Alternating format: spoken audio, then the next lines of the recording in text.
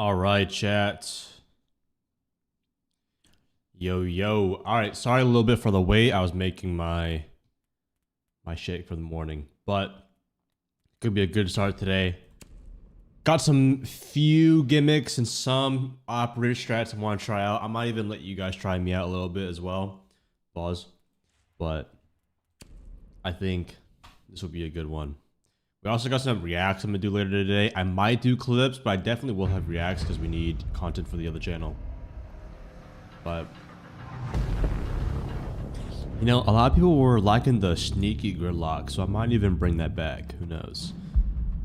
We're definitely playing Rainbow Six Siege with how many different ranks are in here. Let's see, can we find one from every rank?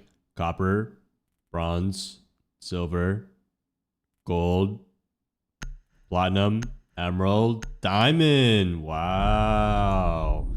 Obviously don't have champion here, but jeez Louise.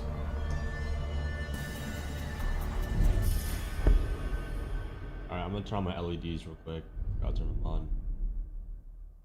Chat, give me a purple. Give me a color. Should we do purple? I think we'll do purple for now. Bank. Let's get rid of Hibana, because we don't want to open a hat. Legion. They might be stream sniping.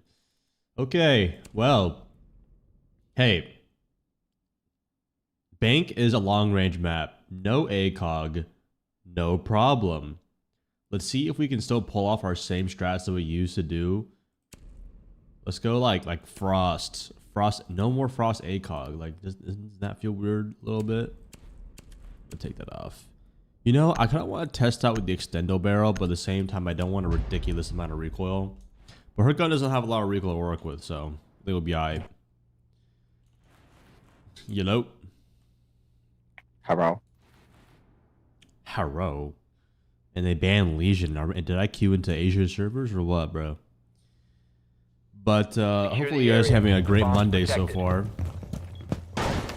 Again, get these. This frost mat works a lot. This probably gets this one, and this one gets a lot. Why do I have like no frames? Chris, why? I think I'm cheating. Get like no FPS right now. Hey, stop. Yeah, you want to hit there? Wait, what are you doing, bro? I'm gonna stay here. Hey, I promise. Alright then. 10 seconds remaining. The shield's just kind of fucked at this point. Unless I like stay directly right here. Yeah, it's kind of messed up. You must be bored always. That's okay. Why don't we just move the shield over here then? I can control the outcome there, unlike when I hang out with you. Let's put it here. Going mobile cover. I have one more frost mat. I was gonna put it over there, but it's too late at this point. So we probably actually, with no more ACOG, we don't really want to be holding these angles. My bad. We don't really want to be holding these long angles. So I guess we could. You know what? Let's cook. Let's cook a little bit. Christo's a cheater. Oh god. I'm not cheating. Just a alt. I got a shield on me, stop. I had to say that so that way they kind of think it's actually am alt.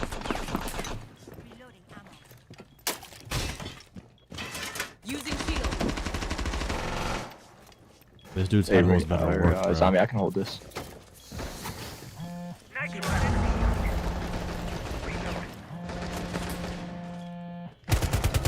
Reload. I won. I play a little aggressive here. That stock.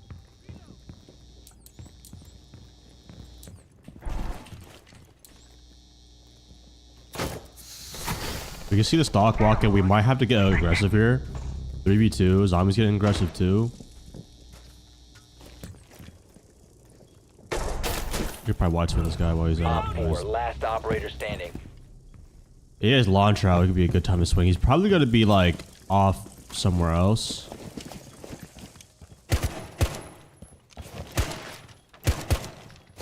Yeah.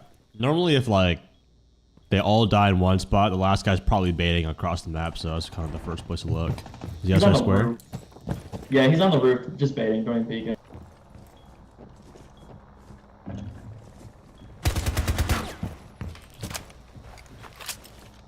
$45 seconds. I think he's on the gazebo above me.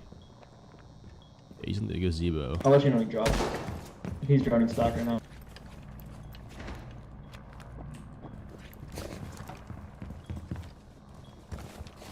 Right above stock. Alright, He's watching square door. Drop. dropped.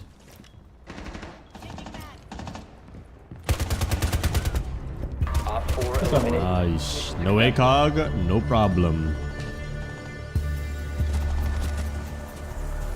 You know, I could probably get away with an extendo barrel. What do y'all think? Yes or no? Oh, it'll sting a lot. Love the content, and it has helped me get better. I And do am- you think Striker and Sentry are good operators? Champ. That ranked up from lower. Do I think Striker and Sentry are good? Oh yeah, in this current meta, they're both like A tier operators. A, B tier.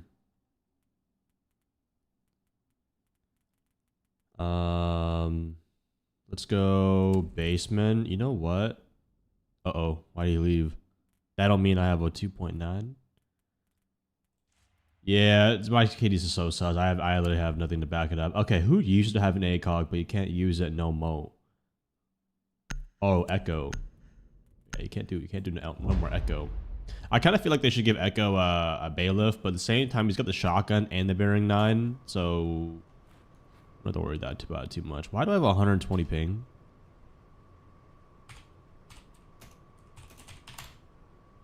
Bro, these guys keep like accusating me. Yeah, did you just buy the account? Nah, I'm on someone else's account. Laser gate in Yeah, it So makes sense. it I mean, looks this is sus. my fault. I like can't defend myself. No, it's not sus at all, bro. You look at all these streamers and everything, they're like champ, they got alts and stuff, it's easy. Yeah, I'm no streamer. I'm just a champ player. Honestly, if you get reported, that's like a big compliment, low key. Secure the vault. Yeah, I guess. Guess to a point. Be advised, a bomb Guys, I location is hate getting compromised. banned because I'm just so good at this 10 seconds game. remaining. I hate Someone go play getting servers like the public. banned. So annoying. 5 seconds. Yo, Latino, shut up, bro. Op 4 has located a bomb. Hey, Smoke, play the shield. Yes, sir. Shield set.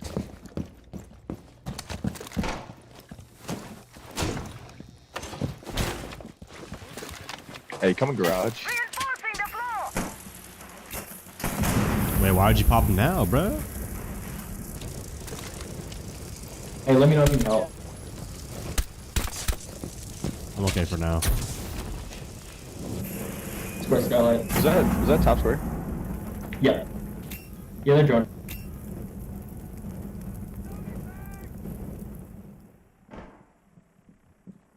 We could use the echo, the delay a push here. The Goya fires might have already tracked him Come in square off. closet. As Yeah, long as I'm coming Smoke elsewhere. stays alive, we can stay here for a very long time. Let's just try the echo drone out a little bit. Oh yeah, they're gone. Dirt's clear now.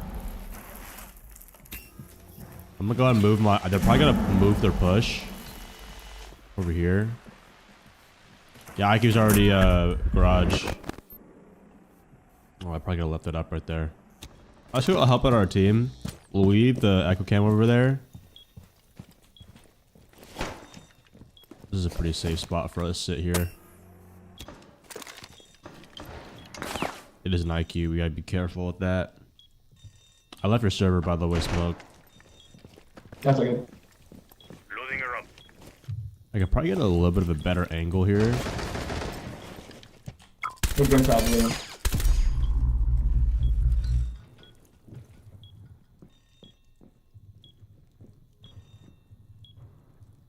He was crouched to aim right here, but he was head up to aim here. I don't think he's gonna walk up again after like all that. We also have two Goyles That's good right there. now. I'm just There's at afraid least three. someone's gonna backstab Yeah, I don't know, server. one's our fault. As long as we keep our gun up here, we should be okay. Are they gonna open up the hatch? That was a question. They're not gonna hear a lot of footsteps. And they are. They're gonna open this one too, or what? Do we know if there's anyone else in the garage? Yeah, most likely. I have the hatches open. We're kind of cut off sight right here. Not gonna lie, I kind of have to fight. I have to fight this hatch. I'm gonna go put this yokai in here. Yo, smoke. We might have to double flank it. Hey, 15 seconds. Wait, force her to plant. Force her to plant. 10 seconds to go. No, just cover me. Woo! No ACOG, no problem, bro. Come on now, they got an IQ and both. Look at them both, bro.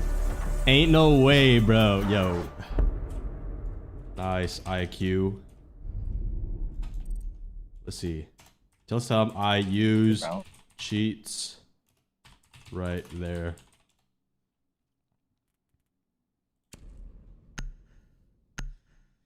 Wow, interesting. Surprised it didn't have been the echo.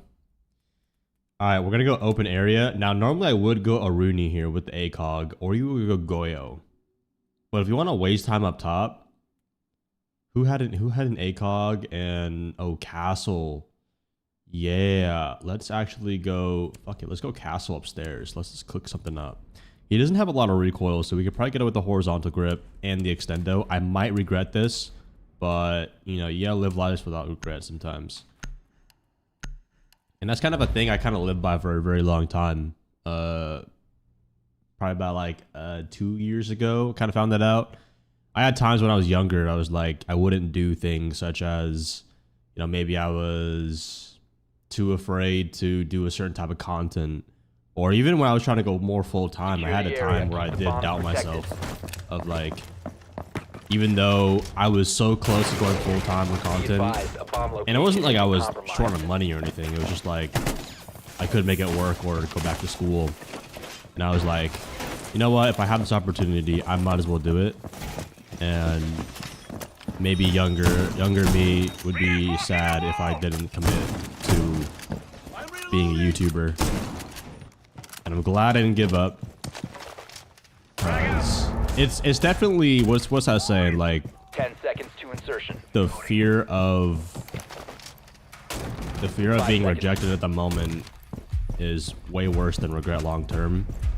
Op located a bomb. Get ready to engage. So like, if I didn't want to go all in on YouTube and just like kind of half-ass it, then I probably would be very sad. But yeah, guys, you only live one life. What's the worst that could happen, you know? Some people will make fun of you online. Some people make some comments and words.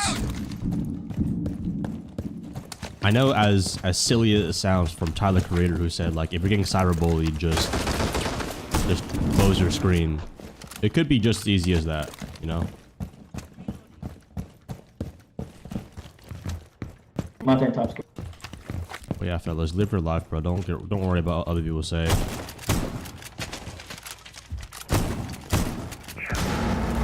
They're in janitor hall.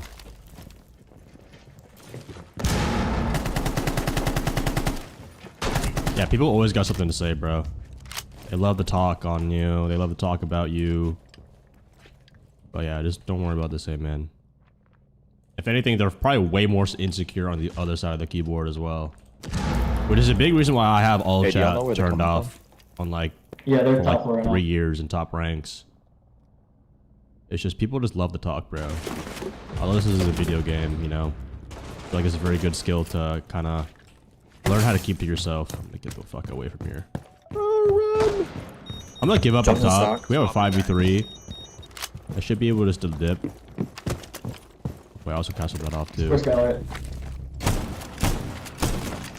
Let me in.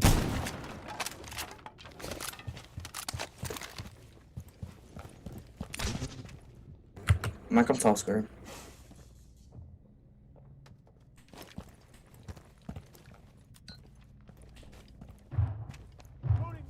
Just a little prick. But yeah, guys, sometimes just not always having to respond to someone is probably honestly the best response at times, because people just love to argue, man. Uh-oh. Where's his teammate? His teammate's above me. Stabbed away. There's no way he stays up here the entire time. Op 4, last stop standing. Stabbed away, dead. Top square, top square. God, he's just behind all the pillars, bro. I couldn't see him. Eliminated. Good stuff. But yeah, guys, sometimes these guys say fuck it and ignore bad comments. Because especially with social media being so prominent in our daily lives, you know, you got maybe someone from school, like maybe let's say you post you doing a hobby and someone says it's like cringe or something like that, or they just talk behind your back, bro. I had to deal with that a lot when I was actually growing up with content. I think it was freshman year. Yeah, freshman year when I posted like my very first like 3 Rainbow Six montages, and like I was like in a friend group of like maybe, you know, maybe like a dozen other boys that we all like kind of played like Xbox with. And yeah, they would just, I remember posting that video the next day I went to school. I got clowned on because like, you know, like at least in our school, like we all hung out in like the lunch tables before class started. And yeah, I would usually go there and I would just get clowned, bro. Like they would play my videos and they would just like, but yeah, like that video got, I think like 50 views or something like that. I remember how much exactly it was. And like, yeah, dude, it felt awful. But I knew I was on the right track of doing what I actually wanted. So I kept making montages, but eventually I got bullied so much that I actually made a separate channel. I made a separate channel under a different name that I was for sure they wouldn't find it, under a different email too. And then that's where I really started making more YouTube videos about like Siege and stuff. I didn't make tip videos at the beginning. I just made like literally casual videos. And yeah, I just kept doing that for a long time. I remember editing. I would also like post to other platforms because this is when short form content was also getting a big thing as well. 5 seconds to Back in the day, like 2018, 2019. I don't think TikTok was out until like 2018, I think. 2019. But yeah, I started making a lot of that. I made Fortnite content back in the day too. I made other Overwatch here and there, like other games I played. But Siege was the best one that stuck for me. Also, you can get all the default cams that spawn by just doing this. You might be able to get a free kill if you stick our head in the window, like about... Let's do this right. Alright. You doesn't have a C4 anymore. I don't see anyone. And he's also playing. Let's do it this way. Closet. What the fuck? Oh, yeah, there's a guy in lobby now. I hear him. I hear his footsteps. But yeah, guys, I got so embarrassed that I had to make a second channel to make Siege content and just literally upload videos without getting, like, not bullied, but I just literally got, like, just made fun of. Like, it wasn't to a point where it's like, haha, your videos are cringe, because that's like straight out of our cartoon. No one actually says that. 'Cause I feel like an actual person who's trying to make fun of you is never gonna, like, straight up say, haha, that's stupid. Because they're just too, they don't even have the balls to do that. They just want to, like, hide behind, you know, a fake compliment or something like that. They're like, so that way they can always backpedal and be like, oh, I was just joking, bro. Just joking. That's like the worst escape route a person could choose. Just say, oh, I was just joking, bro. Don't be so triggered. Remember when trigger was a word back then? Op 4, last operator standing. Give me the ace! But yeah, I was so embarrassed that I made that channel, and fast forward about 7, 8 years later, the hidden channel I was so embarrassed to make now has 600,000 subscribers. So pretty proud about that. I even get messages sometimes here and there from those people from my school and be like, oh bro, like, yo, your channel's kind of popping off. I see you do a collab with Jinxie here and there, and blah, blah, like, it's like, bruh. Oh, looks like they finally found it was me. He. But yeah, guys, live life with no regrets. Okay. Do what you want to do. All right, that was a W YouTube video.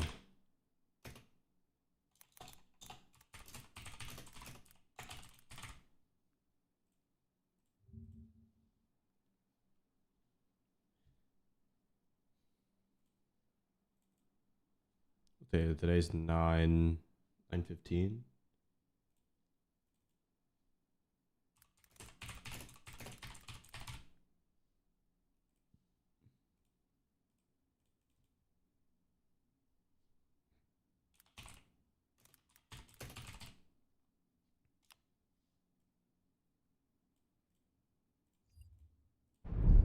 All right.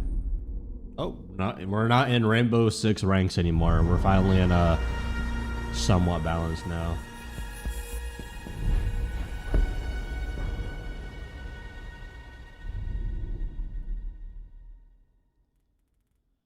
Ooh, Kafe. Let's get rid of what's going to be the hardest operator to deal with. Probably Mira. Actually, no. Probably Cade. Oh. Mira's not that big of a problem now. If you have Ash, or if you just go to the windows, you can shoot the bathroom one. You can shoot the cocktail one pretty easy.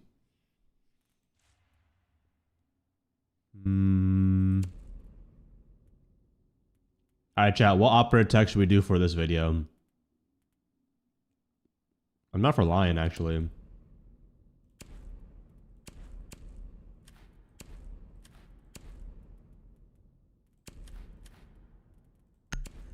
The Lion King.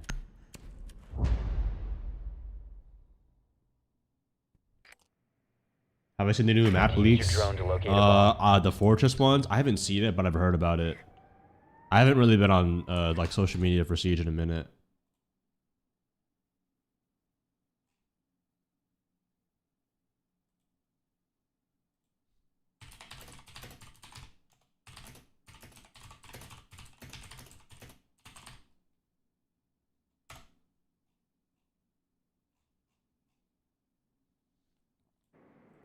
Drone has located a bomb. 10 seconds to go. Alright, so to be top floor, and with a new 5 advanced seconds to rappel insertion. system, you could literally just become Spider-Man. Like, I'm swinging through the streets of New York with how I'm about to make this play up here. Always watch for spawn peaks. A lot of people complain about Kafe being too many spawn peaks. I do agree, depending on the team you're playing up against. But it's actually very easy to counter them. I don't have any claymores. That's one issue about lying here. I'm gonna put one camera down here.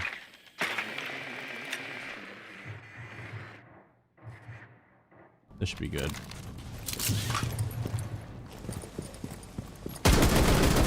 Spray. Alright. Let's see what we're dealing with here.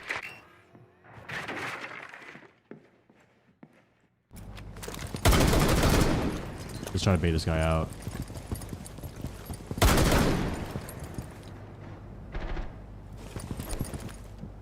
Damn it, he shot my drone. It's okay, he's probably gonna leave now. Yo, this is a free walk though. I'm not gonna cap. We're gonna just lion scan here first. Just a little prick. I can look and just walk up to white. Claymore out. There's no one in bathroom.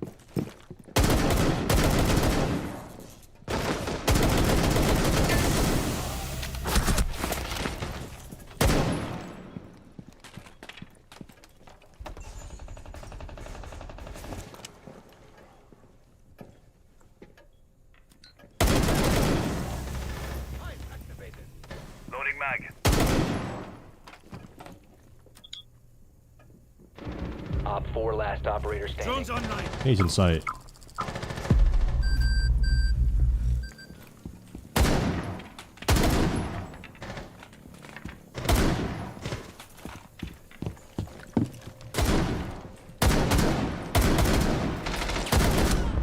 Alright, there we go.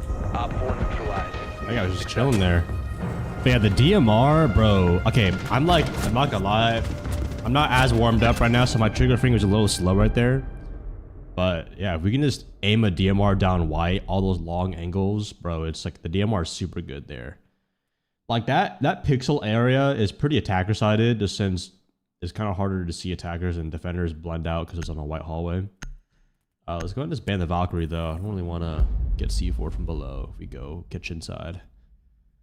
But yeah, just take the space, man. Take space if you see pixel is clear. And if you take more map control, especially if you're in lower ranks where no one's really holding that map control, it's like if I had to explain it, if you're in lower ranks and you kind of practice that muscle of taking map control when it's free, it's like if I were to put on like X-ray vision goggles for you to see the path, seeing the way through. But yeah, that was always good.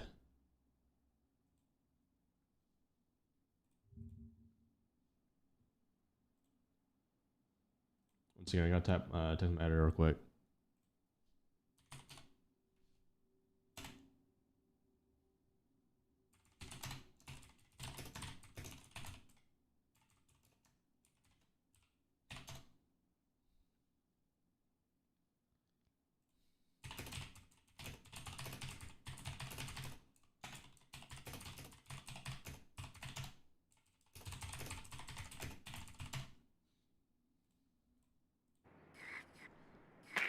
Alright. Yeah, me and my editor, we've been working on the videos, and you guys have probably been seeing it. I've been doing a lot more commentary style videos though. It's I've been enjoying these a lot more, I will say. As you guys notice, I haven't been doing a lot of like testing clickbait shorts and the other usual ones I do. And I'll still do those here and there, but for now, I'm gonna open up a ghost pressure. I have a lot more fun, and I feel like I can enjoy my videos a lot more when I make. Oh, Drone ready. Wow! So this guy's just playing the suicide trick. Okay.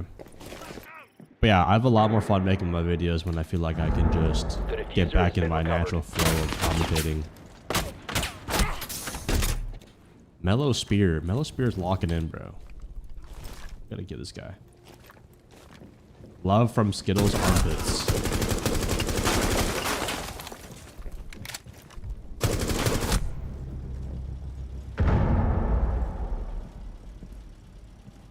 Like my edit I made today. Oh, I had someone else make that for me. Yeah, I hope you guys enjoyed that edit of me, and I think today's video is actually going to be about us playing ranked with Spoit, Alicia, Viperus, and Pineapple. It's always a fun time collabing. As much as I like played by myself a lot, Loading mag. it's good to play some ranked with others. Friendly, last operator standing. Oof. Okay, so this kitchen attack didn't necessarily go how we wanted, but it's okay. We're on attack. We can afford to lose one.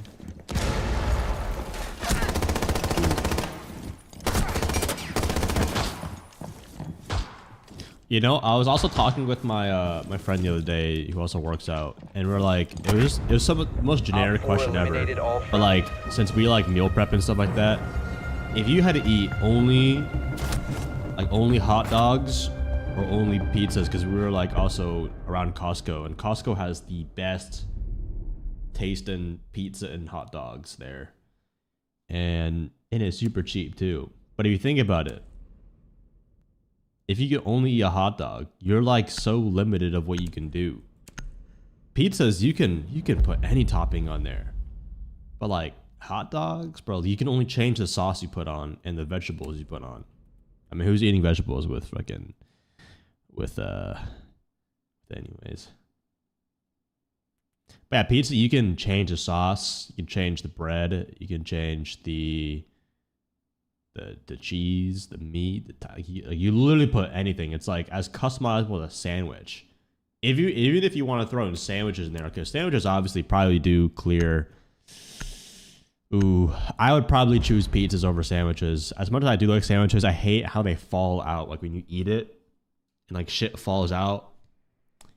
Need to use Depending on what kind of drone to sandwich you're locate a eating too. But like pizzas, I feel like I personally love cheese. I can't give up cheese, man. Cheese is too amazing. I just realized my lights went out behind me.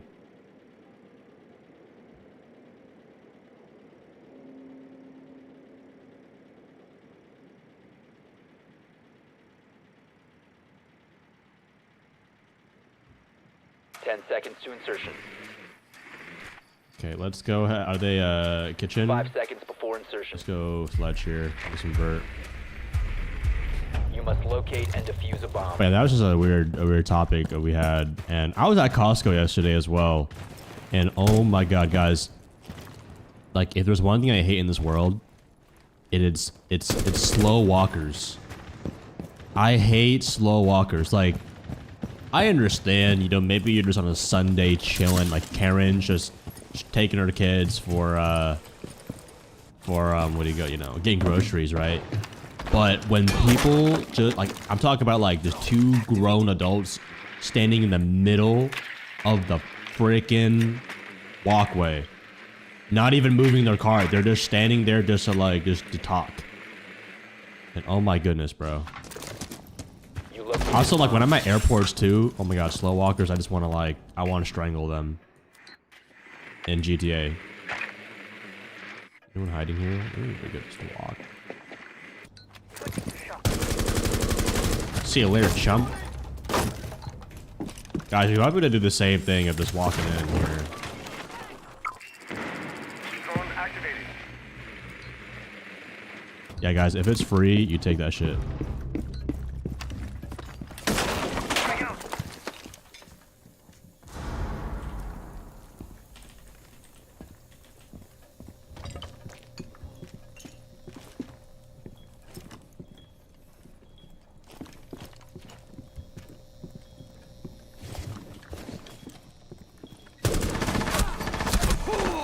Yo, are these guys statues? Do they just not move? Bro, they gave up like the entire site. Okay, cool. We got the bomb down. All right, cool. But yeah, slow walkers will be the end of me, guys. Reloading. Like, if you ever see that I'm on the news for killing someone for murder, just know it was because I was late for my flight and someone was just slow walking in front of me. One friendly operator remaining.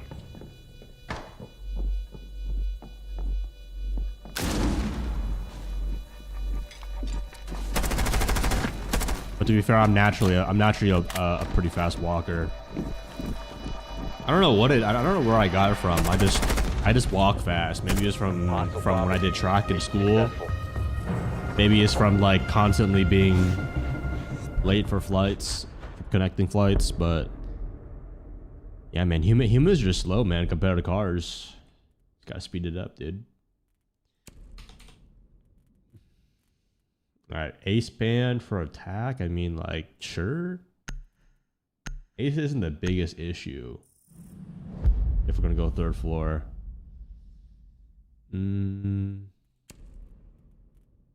Okay, let's just do a zombie, man. Azami, but now that slugs are a meta, we can use the Azami shotgun this time. I'm gonna run a laser on it. I'm gonna be in a spot in this part of the map where I would kind of want a faster aim down sights time with windows and breaches. So lasers aren't really gonna be like, I'm not gonna be hard scoping too much with this gun, but. And if people ask me like, do you use lasers or no lasers? Lasers are honestly hit or miss. In terms of the bomb site and situation. Keep the bombs protected. So here, I'm like holding a lot of lines of sight. So like by the time they see, like, if I'm holding an angle, right, and they see like a red glowy thing on me, like, we're already in a pretty basic even gunfight. And if I want that a little bit extra ADS time, like if it has a slow aim down sights time, like a slug shotgun, possibly a DMR, or even like the AUG on Wamai, that thing is super slow. Also, one thing about here, I can't shoot the glass off the windows without breaking anything. 10 seconds left. Honestly, we'll just have to be aware for 5 it. seconds left. I'd prefer if there wasn't a hole in that, but Bomb located by Op 4. yeah, we protect us for. Keep a very Oh, are we doing National Not Reinforced Day or what? I put up 2 reinforcements. The team Wall put up full of fortifications 1 upgraded. reinforcement, and everyone's roaming. Indeed active. Love to see it, guys. Love to see a helpful team.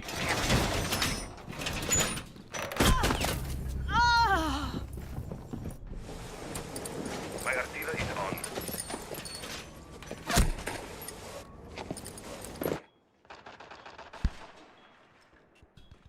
Activating camera. That is exactly what I was talking about. No one's setting up sight, so I add reinforce. And I was like, okay, well, the only reason why I hate opening up these windows is because with Eagle, it creates a low slit. And I died. You know, sometimes someone's death is their own ego, their own decisions. Wow.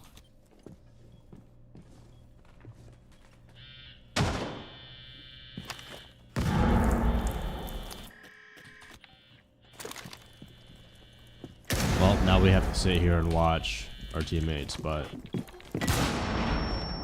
anyways, while we wait here, we can just talk about, like, I've gotten this question a lot, but like, what are my thoughts on the state of Siege right now? Not like a state of like the annual crying stuff, but we've had ups and downs. Obviously, everyone's like, oh, ACOG's been taken away, Jinxie's leaving Siege. Not a lot of new content updates, like no new event, no new map. The new operator is pretty underwhelming, actually. I have seen the Nari at like a D tier on the pick rate right now. Like, he's once in a blue moon. I see Glass more often than the Nari. I think he's too mechanical. And it'll probably only work in Pro League. Or like a competitive setting where it's pretty One fixed. friendly operator remaining. But, I mean, if you use him correctly more often, I feel like you would get a lot better rounds. All friendly. But he's not as efficient as bringing other operators.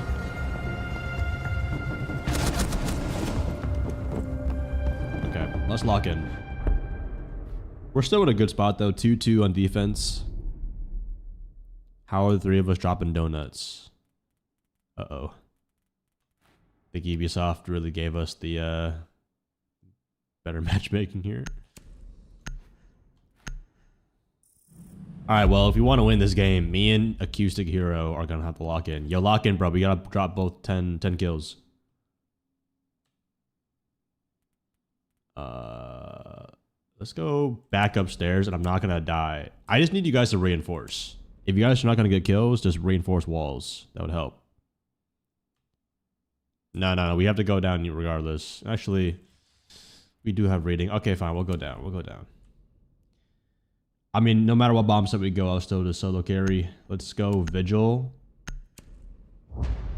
Lock in, guys. We can't let Where the Birch fuck would Warrior you like and us to Nice get Veil. kills when it's a 2v5? Secure the bombs. What? What do you mean? Nigga, there was 2 of us left. How the fuck are we gonna get killed when everyone on the enemy team is still there? No. Look at the scoreboard, my guy. It is a 2v5.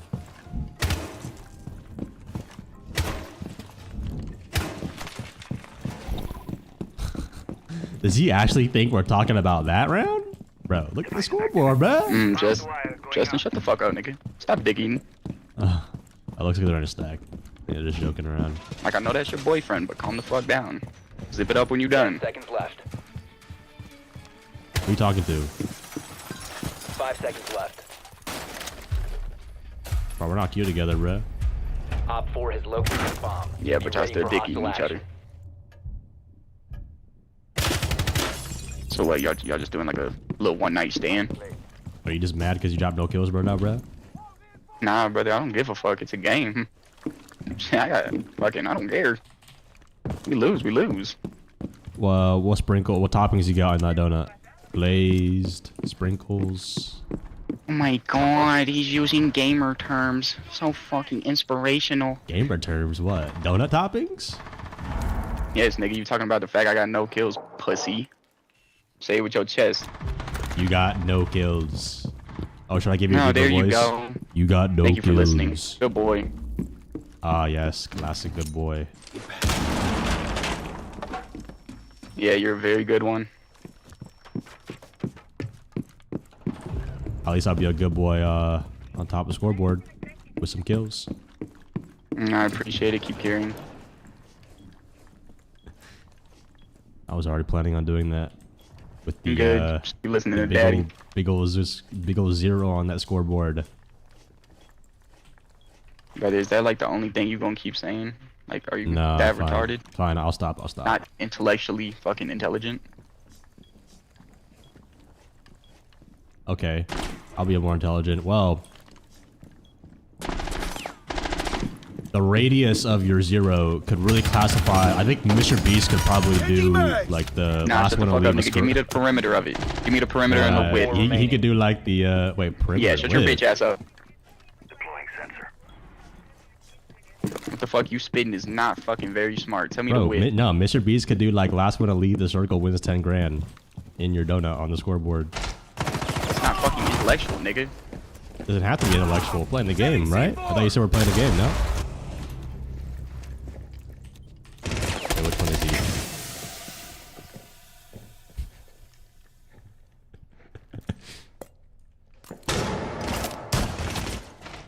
Friendly, last operator standing. Yo. I believe you, Nice Veil.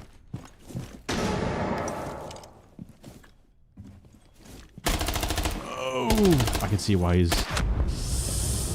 Yo! Yo, that was a 1v4. Very unfortunate.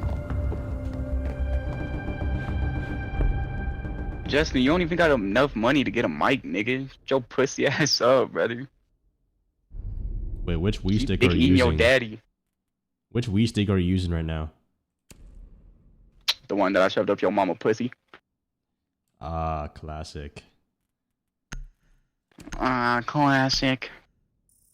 The Yo Mama jokes are here. How old are you, man? Yeah. I'm curious. How old are you? I'm a smooth, 12. Bro, simple question is how old are you, bro? Oh my god, I can hear the fat in your voice. Nigga, ain't nobody hear you, you little Bro, bitch. it is Shut the up, most pussy. simple. It's like 2 + 2. What? How old are you? You tell us to everybody. Nigga, I said 12. Are you fucking deaf, goofy? Wait, this guy's 12?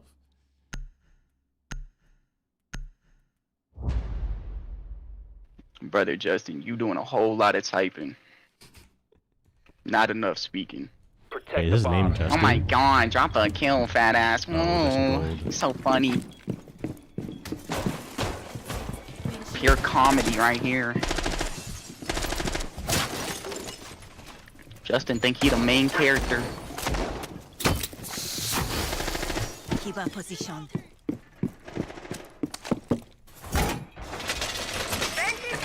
So where do you work at?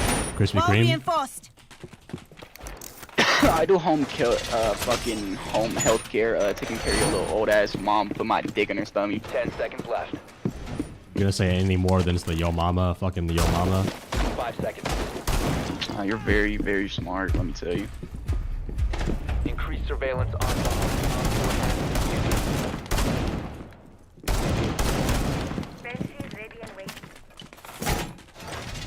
But can I get 1 glazed donut, 1 sprinkle as well? This nigga talk about me, but all he says is a donut. You goofy nigga. I mean, I love donuts, man. Oh, I wouldn't doubt it, fat ass. Kiva successfully deployed. Ah, man, let's get a physique check then, bro. Brother, if you could take like 2 steps back from your mic, I don't want to hear your fat ass chin clapping the top of your lip, you big bitch. Bro, I'm not even fat. You're just using the fat just for your fucking Bro. comebacks. Bro, oh my god, bro. You got anything in your fucking vocab than bro and fucking donut? Let's see. Nah, oh my god, he gotta use his fucking brain. Sorry, I'm too Very busy stressful time for carrying your him. ass right now. Oh my god, I'm carrying you in a game that I'll never see you in again. That's fucking insane. I mean, we would have won this game if you Located just a bomb. get that last You know kill what to do. last round. But you aiming with the fucking Wii stick, Oh bro. my god. Oh my god, if you would've got a kill. Bro, you just keep mocking me in that voice. Why do you keep doing that? Just talk normally. Also, I need just Oh my god. You wanna hear my voice, don't you? Thank you. Gay bitch. What's good with you, bro? Fuck good with you, nigga. You the one commenting on a fucking game. Like, calm down, buddy. It's a game. Yeah. Pixels. I mean, You're not yeah, it's earning just money game, off so, of this. Yeah, so why you The getting hoes mad? are Why you not crying? gonna get attracted off this. You're not that guy, pal. Bro, what the fuck? Bro's like in a cartoon or something, bro. Where the fuck is Justin, brother? He's not fucking picking you. You need the help. Alright, bro, just put the donut in the bag, bro. Oh my god, put the donut in the bag. Yo, we're not gonna get a heal. Can I get a heal, though? Thank you.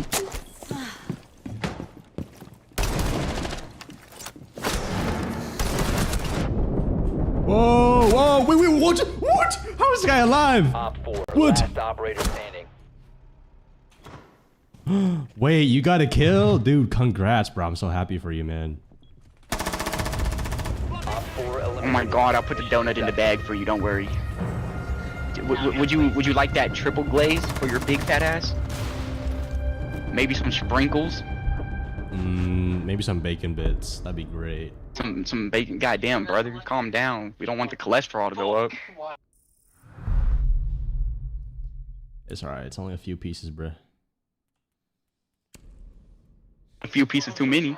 Wait, should I just hit a 180 and just be really nice to him?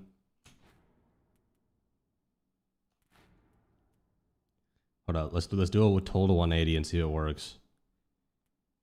You know, man, all jokes aside though, I appreciate your confidence. Like, I'm low-key is inspirational, man. Thank you. You're like low-key kind of a fun guy to be around.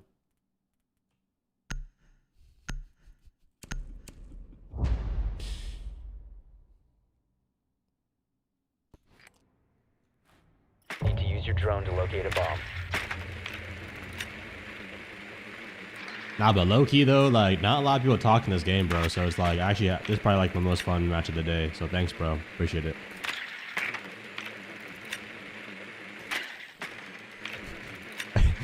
Does he not have a nice mode or something? No sympathy from me? Your drone has found a bomb.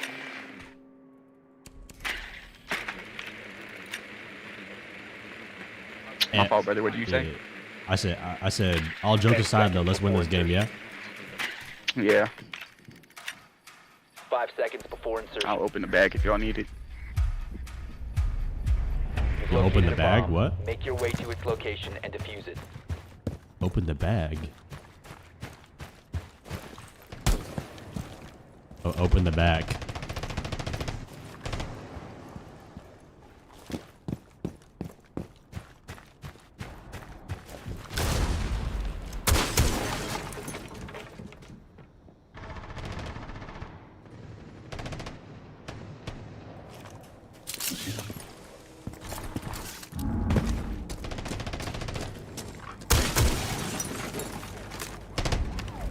Deploying drone.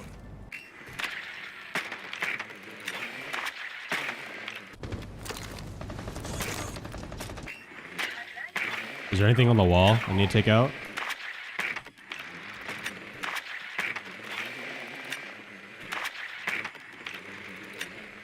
Yo, Thermite, you need anything off the wall? Yeah. The diffuser is no longer in your Oh, possession. she's Never dead. mind. This nigga is holding a pixel peek through the floor. Loading new mag. He's on y'all's back doors. Yo, zombie just ran bakery. Dead. Swapping mags.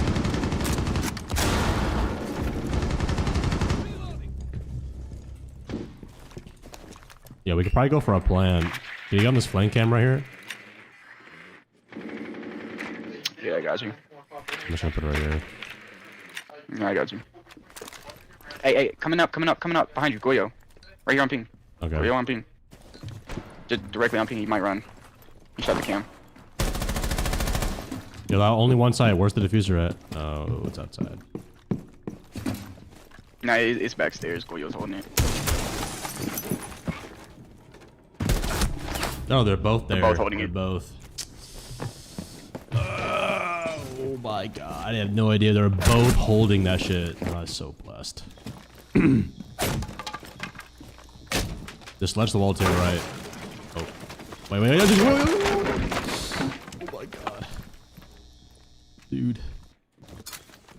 Wait, fuse. They're on both back white. Oh, this guy's just so fused in. One friendly operator remaining. Oh my goodness.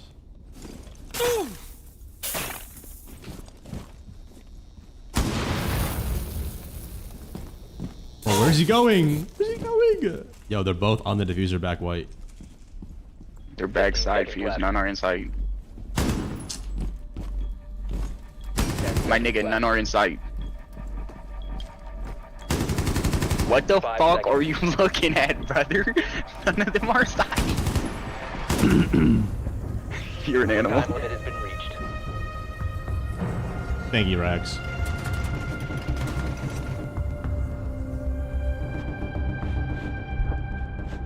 I would hit the 180 and be like, yo, why you down with the diffuser, bro? We lost that round because of you. Nah, I'm not gonna do that. It's okay. You know what? I started being nice to him. He started being nice back. We do the golden rule, guys. You treat other people how you want to be treated. Did we ever defend basement? I don't think so. Oh, wait, no. I think we did that one round. It's fine, We it's did worked against out. Havana. She went fucking retarded.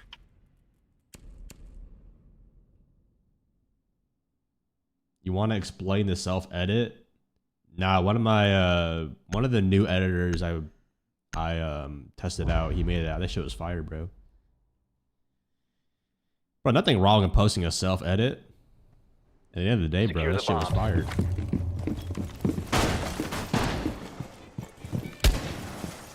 Take some trauma, please. Alright, well, back to the commentary and not educational arguing with teammate. Wall fortified. Wait, I need someone to shoot the glass for me and not have it break. Yo, can someone shoot the glass off these windows without breaking the window? I need a less caliber gun. Kiba successfully deployed. Wait, Down to 10 this one seconds. too. This one too? 5 seconds left. Bro, no, these windows cannot be like this, bro. Right, jammer. Bomb location. He just, secure. dude, Brooke just did I the can't exact be opposite. everywhere. Window secured. Hey, hear that? Well, Zombie said I can't be everywhere.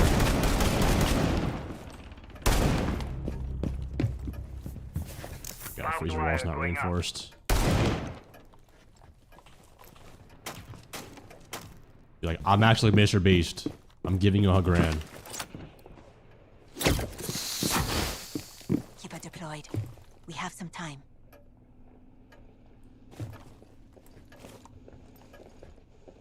It's gonna repel in the other window.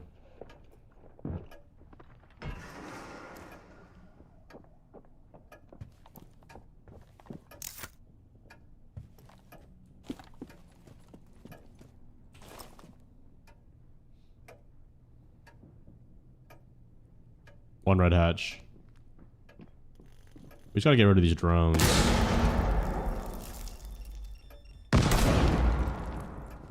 He's probably gonna send another Flores drone down this drone hole. There we go, that's one. He's gonna send a second one in a second. They're down red.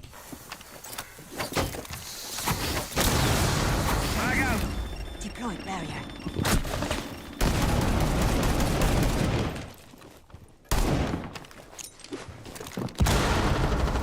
I got two on red. Can I have some help?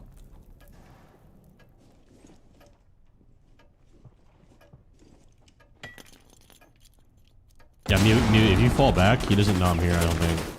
Oh no, I think he knows. We're We're just gonna peek up once they're in a fight. He's on ticket.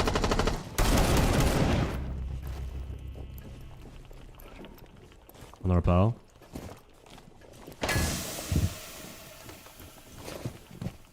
Let's get the fuck out of here. Cute. Drop red. Fuck it, we just swing this guy, bro. Swing or be swung. Op 4, last operator standing.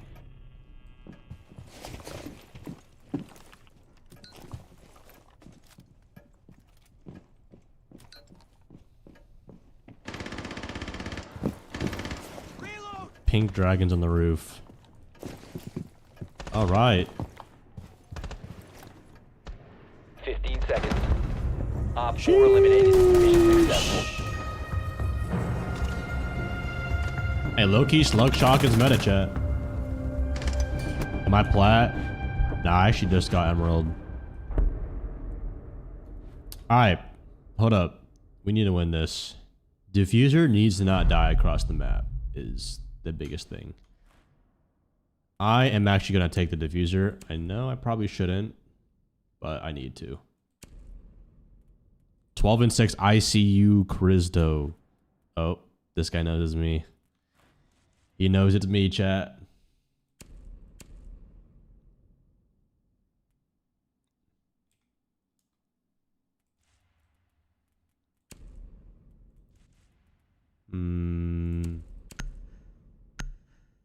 Emotions, they give the prime. Wookie, they give the prime.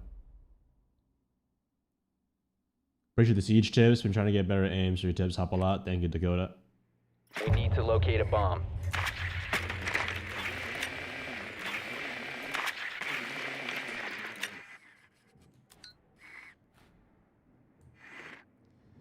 Chat's been a little too quiet, guy. I think we should stir up the plot. Call him out for his 2 and 4 performance. No, I'm joking. Won't do that.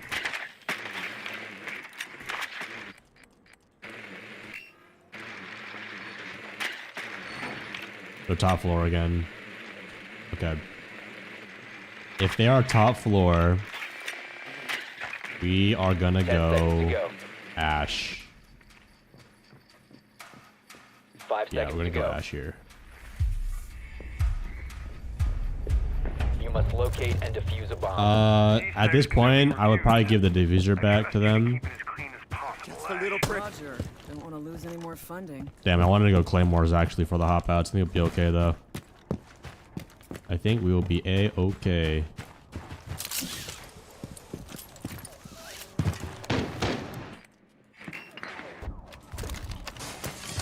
Yeah, fuck it, I don't need my drone.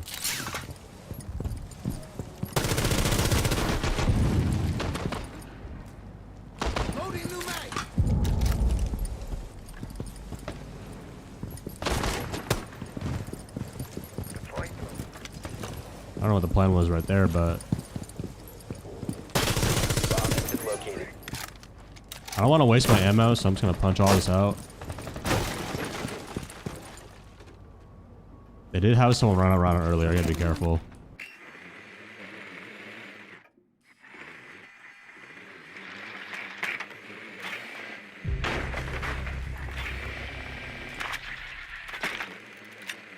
One's playing Pixel right now. The dog.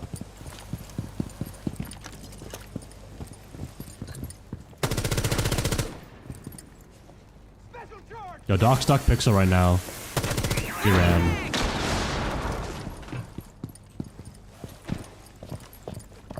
I'll open this shit up. Clear!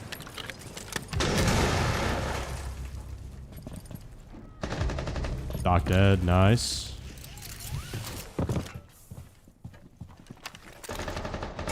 Watch for the blast! Good Op 4 shit, neutralized. guys. Successful. Good shit. GG's. GG's.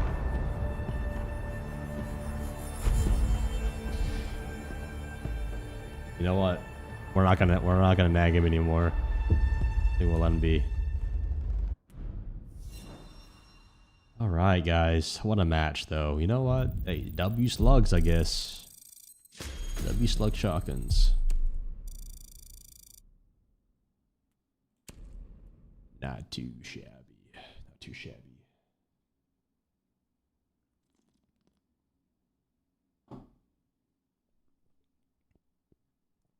Okay, well, this guy's a hacker now. You know what? We're gonna wait that out and we're gonna do reacts. Do some reacts now.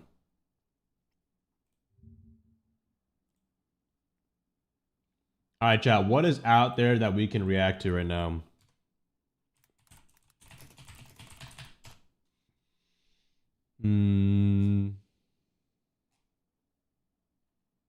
Oh, we got a Siege X before you buy. Let's watch this. Hey, let's watch this one.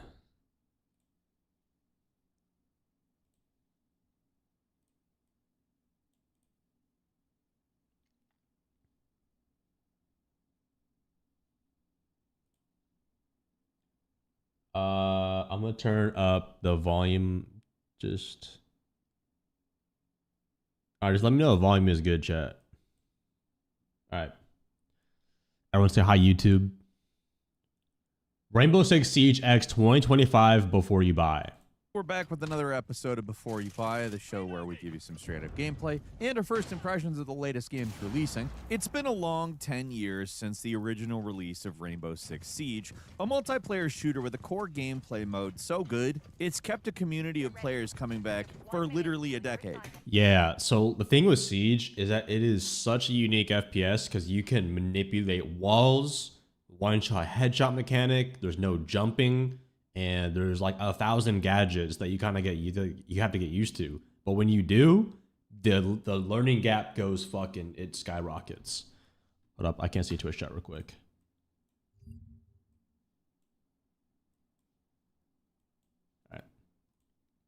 And Siege just released its biggest update yet. An update that adds a new gameplay mode and a bunch of tweaks that have an infamously picky community divided. Is Rainbow Six Siege X better than ever? Is it harder to say than ever? Absolutely. Or has Ubisoft's sweaty online shooter fumbled after a decade of service? Hi folks, it's Falcon, and today on Game Ranks, we're checking out Rainbow Six Siege X to see whether it's worth buying in 2025. We can answer that question. Okay.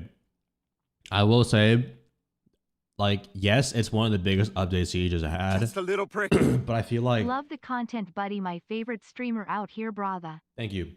Excuse me. Name of the 2 months, though, Cole. Siege X was mainly promoted around Dual Front. And I don't think Dual Front is what Siege is like, what keeps players around. And that's the biggest thing. They put so much promotion into the game to show people Dual Front.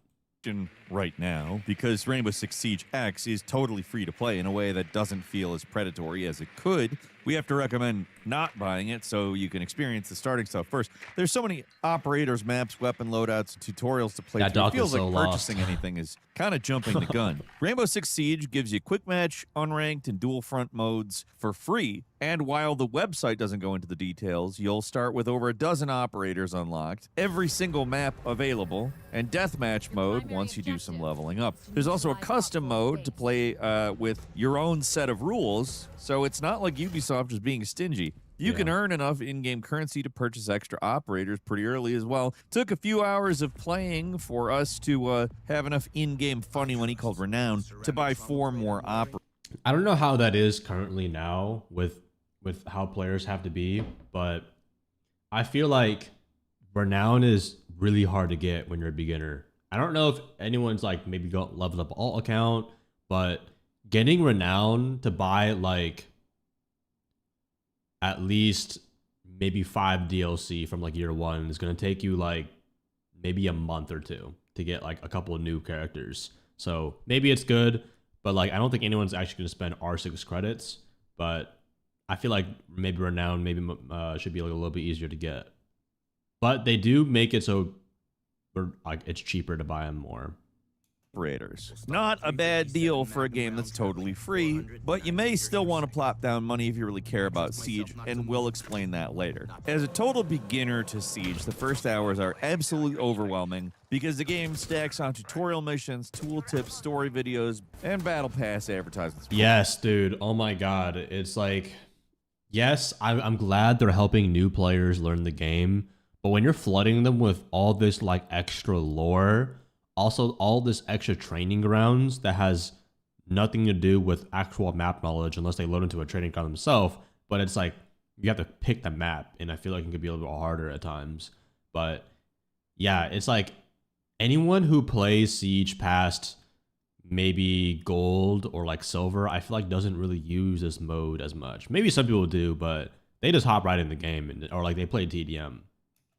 The developers actually provide a pretty comprehensive set of tutorials to get you started, including optional extra map exploration modes that specifically teach you the landmarks for every map. Is useful when matches can last less than 5 minutes. Okay, this is just kind of like a question out there, just like an open question. Does anybody actually play Siege versus AI when you have the option to play up against real players in TDM? That's for sure. Quick match. Some of these maps do get confusing pretty fast, and exploration isn't really encouraged when you're on a tight time limit to defuse or defend a bomb. But the game does a great job of easing new players into the basics without holding your hand too much. You can choose to ignore all the tutorials if you're a veteran, but we're complete noobs. The only thing this game doesn't do is recommend what operators choose. Whoa! Yo, who's playing this? That would be helpful because there's just so many of them. The sheer number and variety of different characters is both a blessing and a curse. All the heroes with unique gadgets guarantee you have plenty of different strats to experiment with, but you'll also need to memorize what these weirdos can do. Some of the premium DLC operators, which cost more in-game currency than others, also seem way better than your bog standard starting characters. There's truly devious. Oh my god, this is a pet peeve I have with skins in this game, but it's Siege skins, unless they're like from Battle Pass or maybe a handful of Alpha Packs, the rest are they're just like a blur. They're all just green and blue. I don't even know if green's still a thing in the game, but they're all just like stock generated camos. You know what I mean?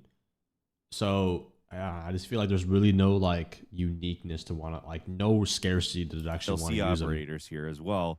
There's one-way mirrors, giant shields, deployable drones. There's so much to learn here. And even having said all that, we don't feel this is a pay-to-win. Bro, this guy's sense is so high. It gets dangerously close with some of the more expensive operators, but the basic starter operators can be really useful too. One early unlockable operator 60 FOV deploys armor to your allies to collect.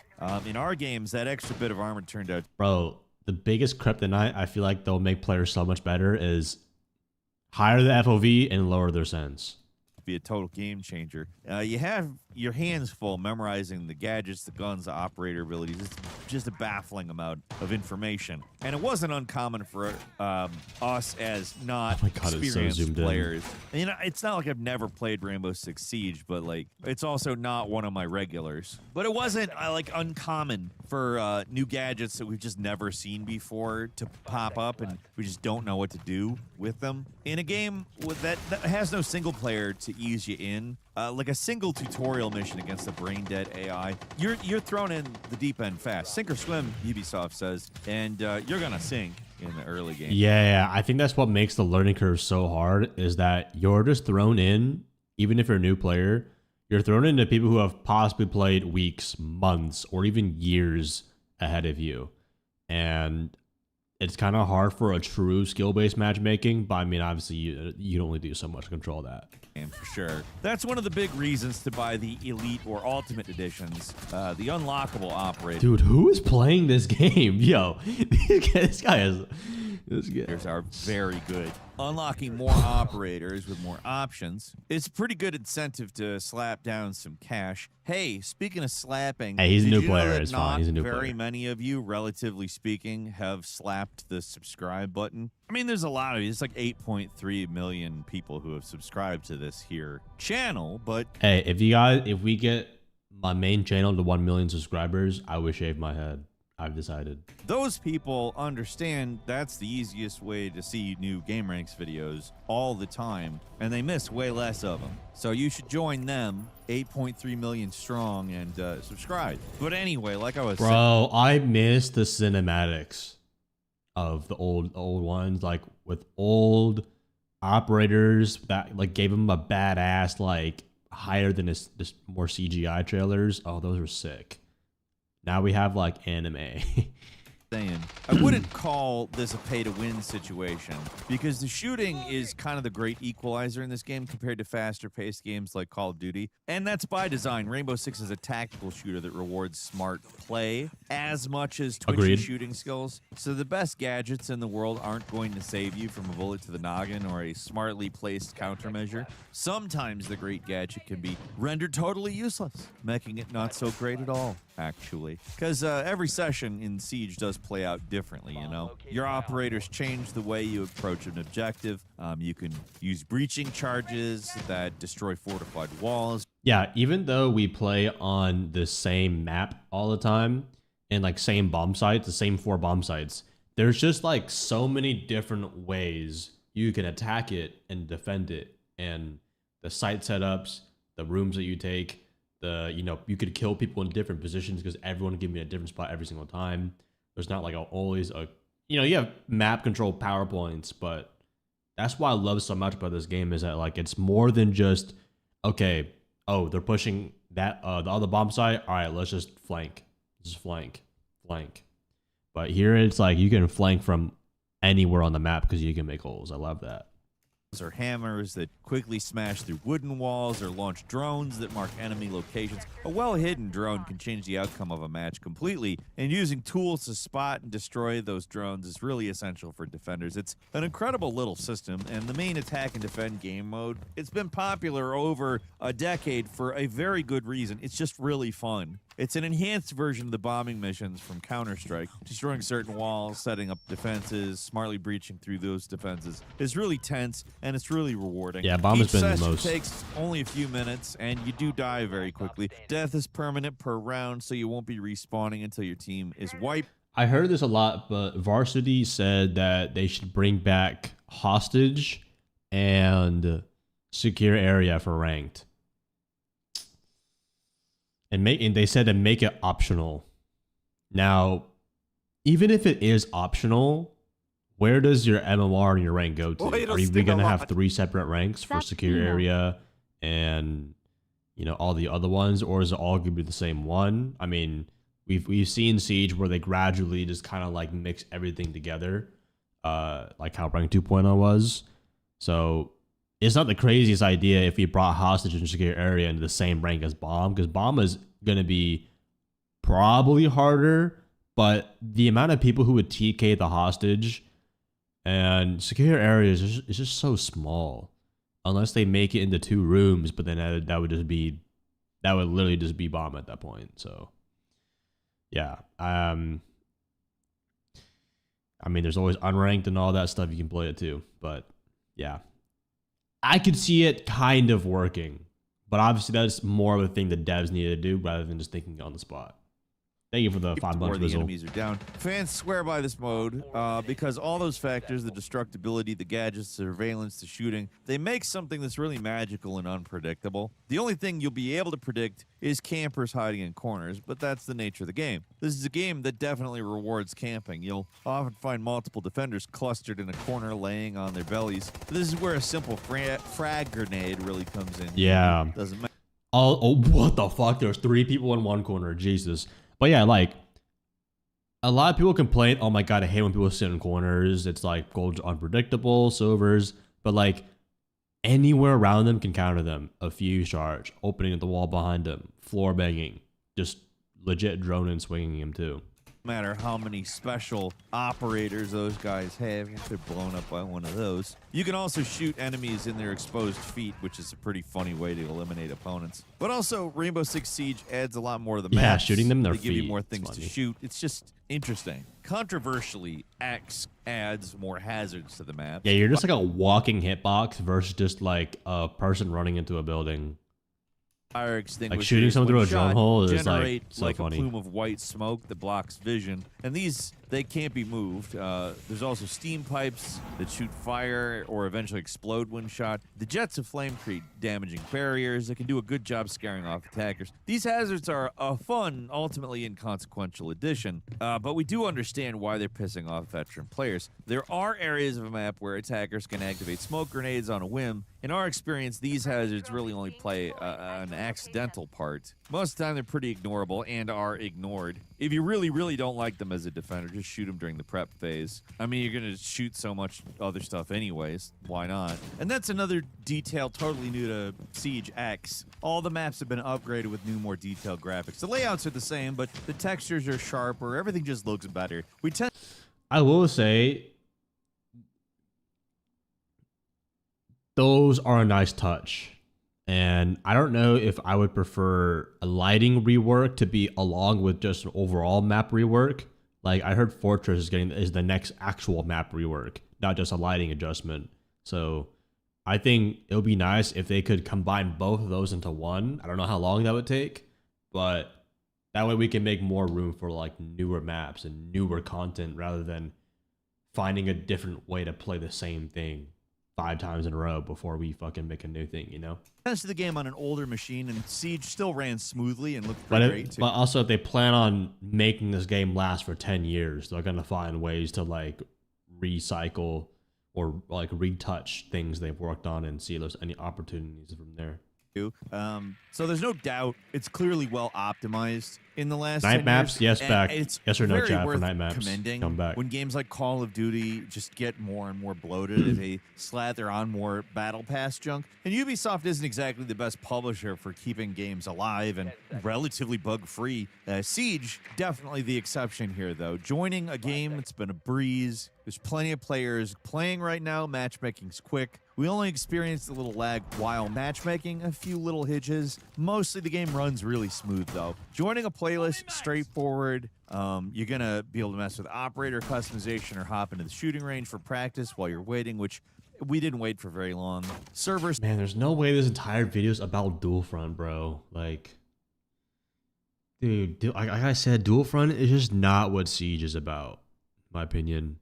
Yeah, it's a bit of a faster pace, and maybe it might be better, like just to get them see the operator combinations. But man, this game is just so much better than. I wish they would show actual gameplay, not just situation for Siege very strong, and that's the mode we're here for. Core Siege is the engine that keeps the game going, but the 10th anniversary updates adds a secondary mode. But to be fair, it is a Siege X video. So. Dual Front, the second pillar mode, I guess. Adds another layer of complexity, and it's a controversial inclusion that the community seems to have mixed feelings about. Dual Front is a 6v6 mode with 2 teams fighting across a much larger map, capturing points along a route to reach the enemy base. It's a much longer game mode, and you're free to select any of the operators, and you'll get respawns periodically. Each control point set up like a mini core Siege map with various floors and entry points you'll be defending. Bro, like it just takes, I don't mean to just be mainly shitting on Dual Front, but bro, it just takes so long. It takes so long to play it.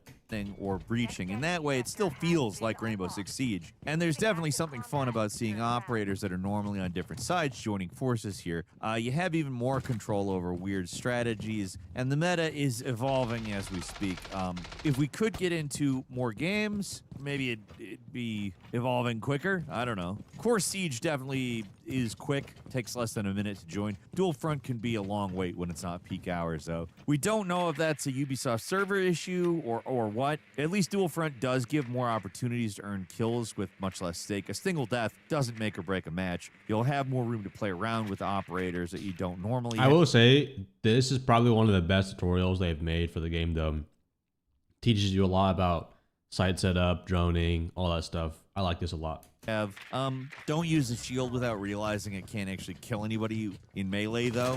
Like, learn more about operators before diving in. Dual Fronts is a cool addition, even if it feels a little like a third arm. I don't know if we really need it, but it's there. And it's good. It just doesn't need to be there. And we'd say the same thing about the Battle Pass, but that's the whole reason the game. Oh, man. I think the VIP pass was so much better than this like monthly subscription based content.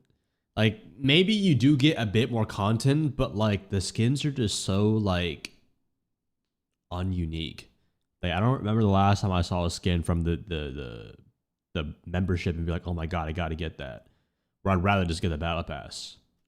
Game exists. Rainbow Six Siege is an engine for selling customization content. And like every modern multiplayer game, there's a battle pass with tiers you'll level up to unlock seasonal content that leaves the storefront forever if you don't start playing now. The game starts up a battle pass animated cutscene to advertise whatever's going on in the story. It doesn't matter. Trying to provide some vague characterization to a bunch of mass military people, it just doesn't matter. The battle pass feels even more unnecessary here than in games like Fortnite. Bro, if they, okay, I don't mean to diss on the anime trailers, but bro, if they just added a well-polished trailer for each operator, I guarantee that would be way more memorable than all this lore they're doing with it.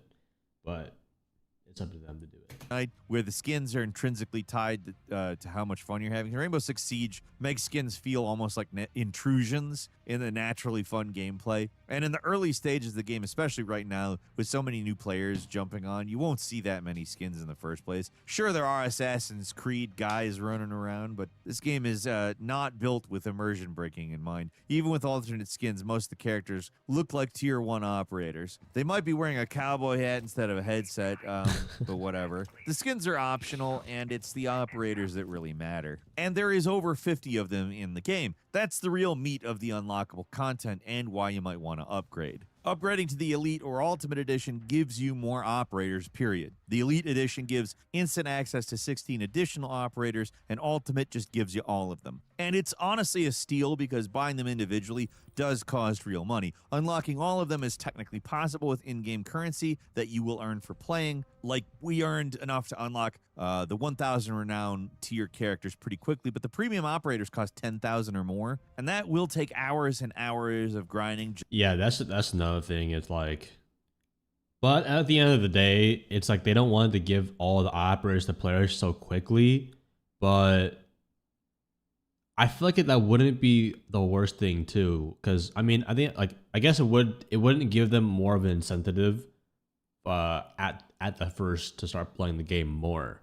But I feel like, especially with so much different competition of like playing other games, if you want them to stay on Siege, and especially with Rank 2.0, if you want players to like start ranking up super fast so that way they stay on the game longer and ranked, I don't see a reason why you would just make operators a little bit easier to unlock, because there's so many of them. The odds of a player unlocking all the operators, or at least 75% of them, is like a little bit below common. Just for one operator unlock. There's so many soldiers to try already that we never really felt it was necessary to get all of them. Unlock the ones you really want and forget the rest. But I mean, ultimately, yeah, because obviously, like, you unlock a lot of operators, but you end like most players end up just playing like a rotation of the same 5 operators.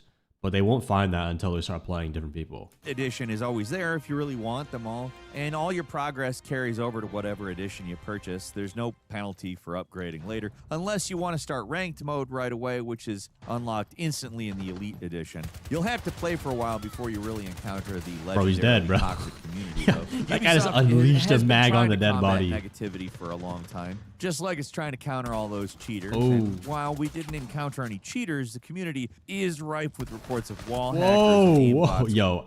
All right, I know this guy's a new player, but that shotgun sucks. With video proof. In our experience, players weren't too bad either, but we haven't risen up in ranked mode, to be fair. That's where the sweaty gameplay comes into full effect. Just keep in mind, if you don't like an angry dude yelling at you for picking up the wrong spawn point, you probably will encounter that. Stick to quick match if you want to keep things casual, or start verbal fistfights in ranked. Go ahead. It's whatever you want. Rainbow Six Siege has stuck around for a reason, though. It's an awesome game, full stop. The lack of any coherent story, basic hero characters, sluggish gameplay. Yo, this guy's I've never seen more recoil on a shotgun ever. These things cannot hold back Let's the go, beating Frisk. heart of the game. Core Siege mode is so dense and unpredictable, it deserves a platform forever. It's a game. Holy shit, that must be so stressful as a new player. That's like equivalent to getting fused from all angles and like getting dope called and line called at the same time. Mode that keeps players coming back, and no other game on the market replicates it. The same day one players. Bro, been his grinding 10 recoil years has straight screen on Siege shake. because it's just that much fun. If you haven't tried it yourself, there's really no reason not to. Rainbow Six Siege X is available through Steam. Doesn't require a Ubisoft account or an external launcher to start playing. Thank freaking God. Again, I just want to say, like, if I could just like turn on a switch where everyone is off 60 FOV and turn off screen shake, that would just make the game feel so much less like in your face. You know what I mean? You'll have essentially the entire game open to you from the start. It's kind of And also lower their sensitivity by like half, bro. Like, incredible how much you're getting here. recoil would not be that hard of an issue if they weren't fucking like on the highest DPI. If you're into tactical shooters and aren't afraid of losing matches when you learn the ropes, this is a game we Oh! can easily recommend. It's among the best. But what do you think? Leave us a comment. Let us know what you think. If you're not subscribed, now's a great time to do so. We upload brand new. All right. Hey, guys, go subscribe to Gamer Anx. That was a W video. Leave a like on it. Subscribe to him. But yeah, like overall, if I had to like give my own spiel as a player who's been playing the game for 10 years for someone who's going to buy Siege X, first of all, I would say avoid dual front. Number two, just try to unlock as many operas as you can and try different people. Don't play the same people. And also loadouts too.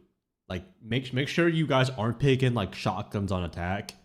Pick ARs with ACOGs on attack. Like get a little bit more like what's the term? Tailor the game's like the choice of operators and loadouts, so that way it just makes it easier. Attacking with a shotgun is going to be infinitely harder, and like trying to shoot with a pistol on attack. But if you use an AR, you're naturally you're on an advantage. Same for defense. I mean, I would say ACOGs but got taken away. Don't run shotguns every round on defense, because like you're just gonna learn. It's just gonna teach you how to sit in a corner, and like also when you are defending or attacking, I want you to play more aggressive. Don't.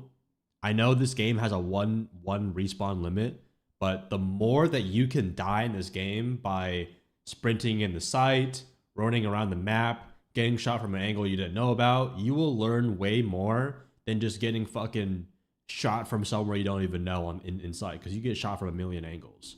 But if you run around more on like roam, like play outside the bomb site more on defense, and on attack, get in the building faster, I guarantee you will learn a lot more than someone who just tries to just pick up everything.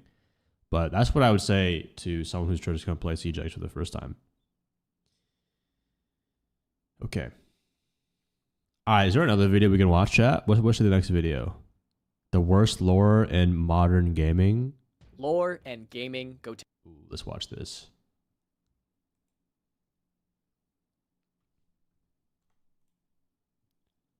The worst lore in modern gaming. Lore and gaming go together hand in hand. There's something about having a good story or history tied to what you're playing that can make it infinitely more interesting. Good lore can elevate a game to a legendary status, whether it's given through detailed evidence that gets the player more immersed in the game's world, or through cryptic clues that add fuel to their imagination. How's the if you volume? already enjoy a game and find out it has good lore behind it, chances are you'll enjoy it even more. But bad lore can make you not want to play a game at all, with Hello Neighbor being the best example. A game that's lore and story was terribly written and conveyed, forever staining the reputation of a once fairly anticipated game. The gameplay was bad too though. Lore is not necessary for a game to be good. There have been dozens of titles with no lore that have been amazing, and no one's going to hate a game for not including it. However, if a game does choose to include lore in its Okay, is there a game that actually has good lore? Like, off the top of my head, Black Ops 3 Zombies. Like, with Richtofen going in the... Like, he's, like, from the future. He helps all, like, the crew. Five Nights at Freddy's. Oh, yeah. I guess so. experience, it must be done right. Otherwise, you're better off not including it at all. Like a supplement, lore can serve to elevate its game. But if it's not thought out well, it can quickly pull the title down and affect people's perception of it. With shooters, lore is often conveyed through campaigns and PvE game modes. Just because your game is mostly online doesn't mean it has to have a bad story. Some of the best examples of online shooters that have good lore include Halo, Call of Duty, TF2, and I think Destiny. Before they deleted the campaign, I don't know. I don't think I'm qualified to speak on that game. But what I am qualified to speak on... I'm kind of jealous. I never played Destiny as a kid because I didn't really get into shooter games. Because my mom thought games were too violent. And the first shooter I ever played was Skylanders. No, not Skylanders. Plants vs. Zombies. is Rainbow Six Siege. It looks and like the a complete fucking cool nosedive game. its story took many years ago. Some games have lore that's so good they are renowned for it. Rainbow Six Siege is not one of those games. If you were to ask the average Siege player what was happening in the game's story right now, they'd probably say that zombies are besieging Ba Sing Se or something. Most players are too distracted with the amazing gameplay to care about the game's current story. And I don't blame them. I love this game. I play it more than I use my phone. What is my rank? Let's just say it rhymes with Whopper T. Most players are too distracted with Siege's gameplay to care about its story. But if they were to take a peek into the lore that the Rainbow writers have created, they would find out that they have been missing out on some of the most dumb and convoluted writing I have ever seen. This stuff is worse than my aim. To understand the start of Rainbow Six Siege's lore, it's helpful to know about the overall franchise's history. The first Rainbow Six title came out in 1998 based on the novel written by Tom Clancy. Tom Clancy was an author known for his technically detailed and suspenseful military books, and the first Rainbow game was made to coincide release with its book, with Rainbow's novel in the game being released during the same month. You know, when I think of Rainbow Six lore, I think of that Stadium trailer where they're using fucking paintball guns or what is it, fake guns. You know what I mean? So if that was real and they weren't on some sort of stadium mode, I feel like that would be, it's almost really unserious. The lore. Deimos though, yo, that Deimos trailer where he's 1v5ing everybody, dude, that was a good trailer. And for lore of all that, I feel like if they made it instead of operators just working together on some random ass mission, but instead they were maybe rescuing someone, or maybe back in the day Hibana and Echo used to be brother and sister, and then eventually, I don't know, they got separated and they had to go do something like that. I feel more operator relationships would be nice. All we have is Pulse and Hibana, but then we just have them doing some random mission where it's super unrelated to everything. But I personally haven't read the lore that much, and yeah, I think it just needs to be more. There needs to be more stakes. So from the start, serious and tactical themes were written into this franchise's DNA, and for a while the game stayed that way, with each sequel that came out maintaining the gritty atmosphere the original had established. Themes of secrecy, high stakes, and advanced tactics were stapled to the games. And when Rainbow Six Siege was announced, it seemed bent on maintaining that identity. Oh my god. Okay, so this, for example, for this house one right here, what if they had the first 5 operators in the game were it would be so much easier if we could distinguish the timeline of attackers and defenders. So if the first people the first operators to sign up for Siege was obviously the first 4 factions, GSG9, GIGN, SAS, and FBI. If those are the 4 main, I feel that would help out a little bit more rather than everyone's just kind of together. You know what I mean? With its trailer impressing fans with what looked like to be another modern and realistic take on the F. This way we can have more OG characters we can recognize, kind of almost in an anime. Yes, genre. And for a while that was or a what we TV got. show. However, it didn't stay that way. When I first loaded up Rainbow onto my Xbox, I was already hyped. I had heard about the game's serious reputation. I knew that the characters all wore subtle and practical uniforms. The energy of the game both online and off was said to be nerve-wracking. And the opening cinematic confirmed my assumption missions with a grave message. Aurelia Arnott, a United States official, was addressing the game's threat. A group by the name of the White Masks had started to release dangerous gas in public places. According to Aurelia, this group could show up anywhere in the world and were indiscriminate about who they targeted. And Rainbow, I feel like an international Mortal Kombat has a really good lore. Scarerist group, would Well, that's now more be of a story reactivated game to than stop a them. FPS. This was the story that Rainbow debuted with on launch. The White Masks were Siege's first antagonist. They were a very realistic and terrifying threat, and the mysterious lore surrounding them fit the franchise's brand Bro, perfectly. yes, A the faceless group that was T-Hun, using the modern T-Hun tactics crew. to cause as much fear and destruction as possible, with Aurelia stating that the group was both physically Bro, like imagine if Deimos was like used to work for the T-Hun side. Like there's an obvious good and bad. Oh my god, that'd be amazing. and psychologically dangerous. They didn't have any flair or standout characteristics, besides being serious about effectively carrying out their missions. And this was an amazing choice because it worked perfectly with the gameplay. You see, when Siege first I launched, sold my it Glacier debuted for with like several 120,000 PvE missions credits. called situations. While these were removed presumably to cut server costs, they were once a big deal for a lot of players, mostly due to how much of a thrill it was. Whoa! Yo,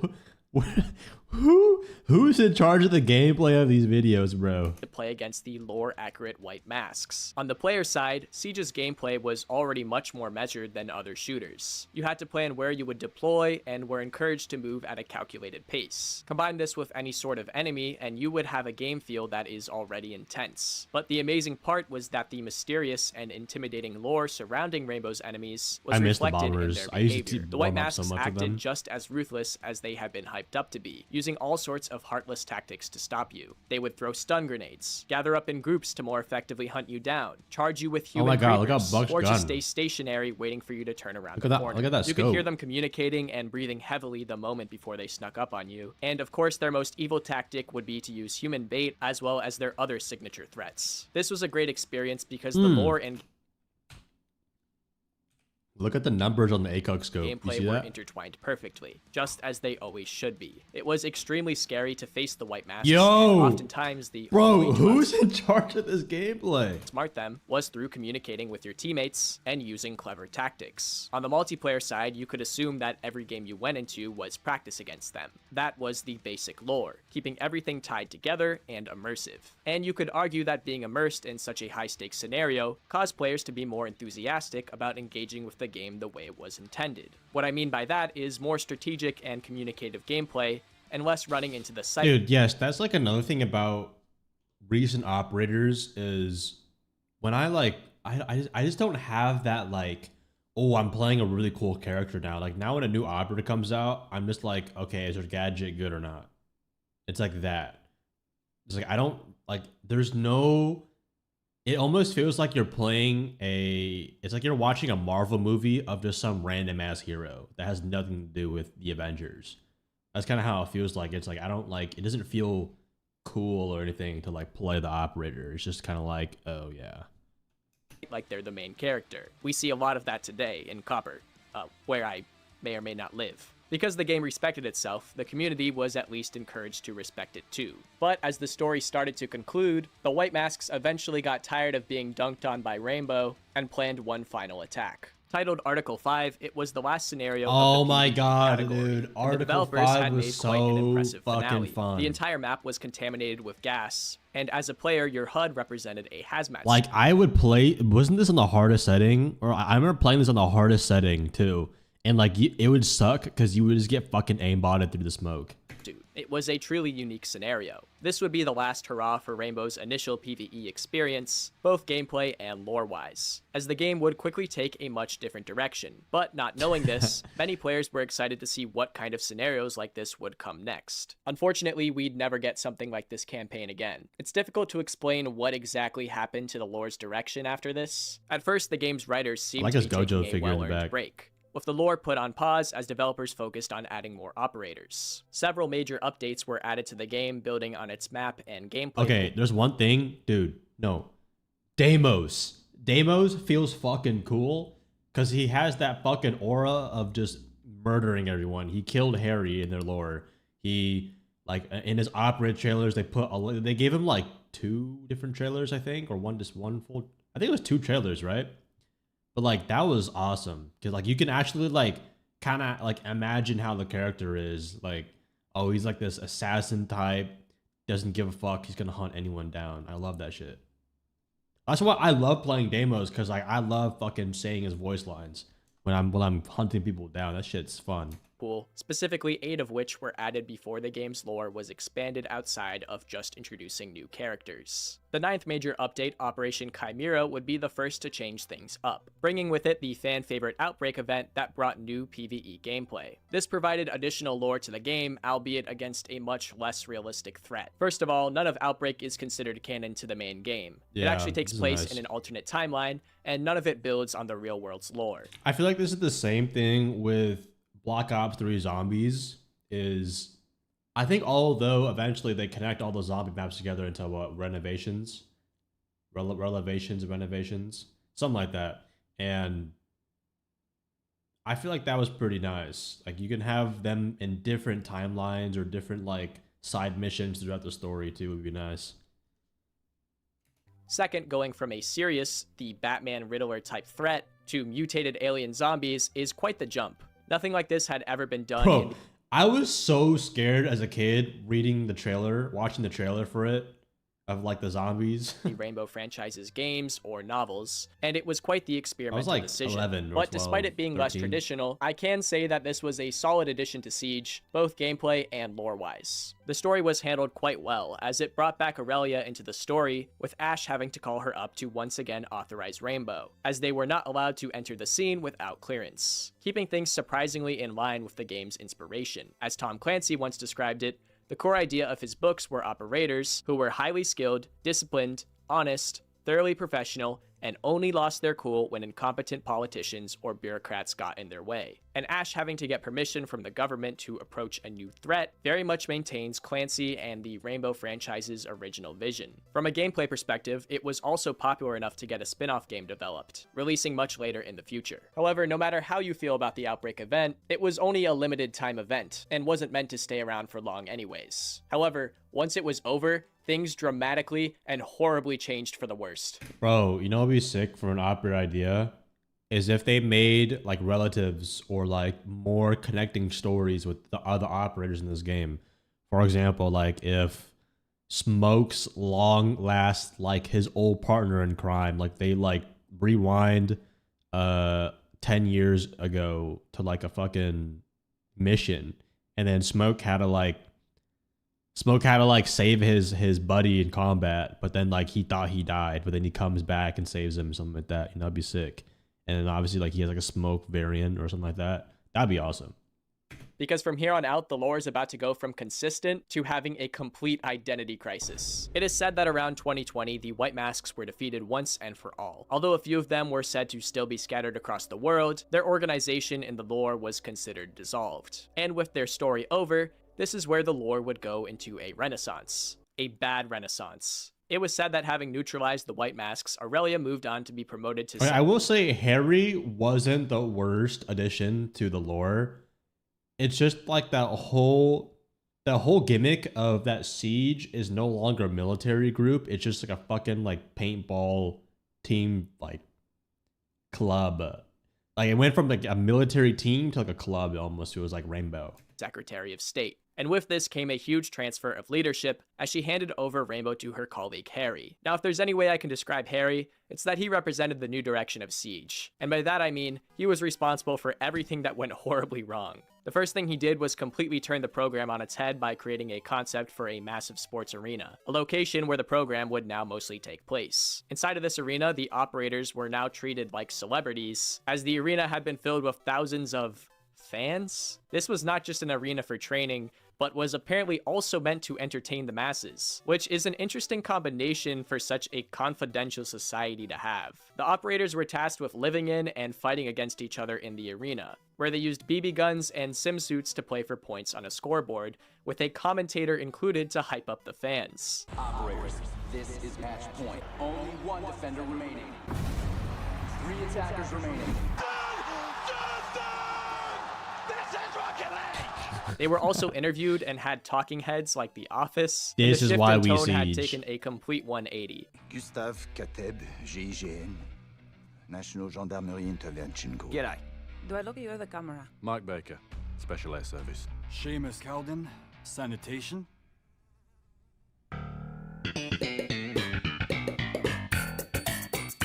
So why would Rainbow, a covert organization that uses cutting-edge technology and secret national techniques, do this? Why would they go from focusing on a realistic threat to playing Airsoft Olympics? There is not a good explanation.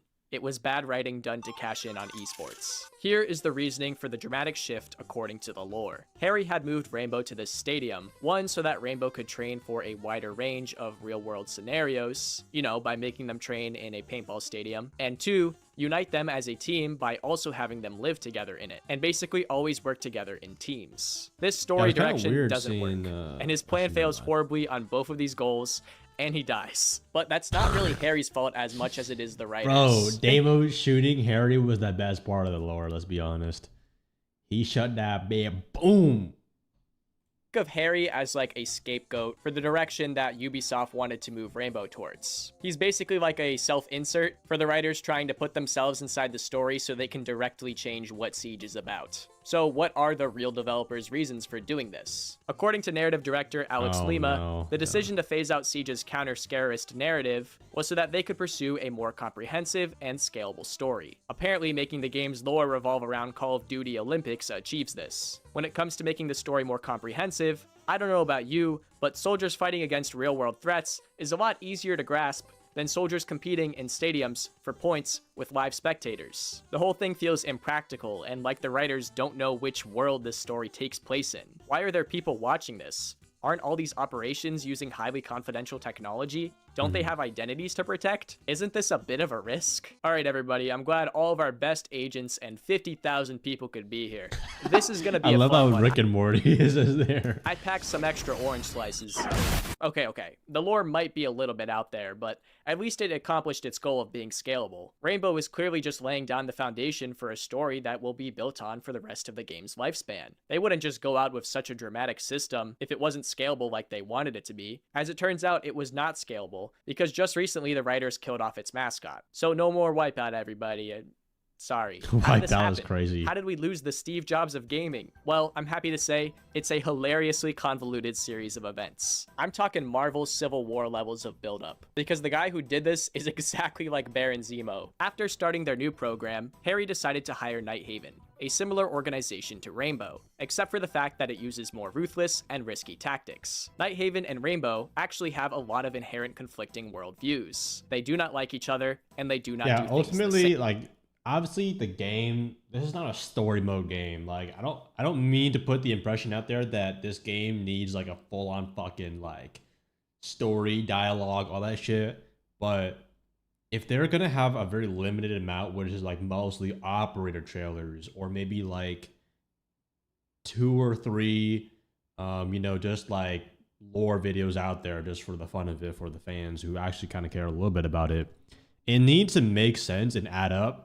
And they need to connect with each other, because if it's something different every single time, it's like we don't care what's happening anymore, and like no one really bothers to watch them anymore. Versus if it's like imagine like an anime or a TV show you're trying to watch, and then they just completely do some fucking side filler mission, and it's like, what the fuck are we watching this for? You know?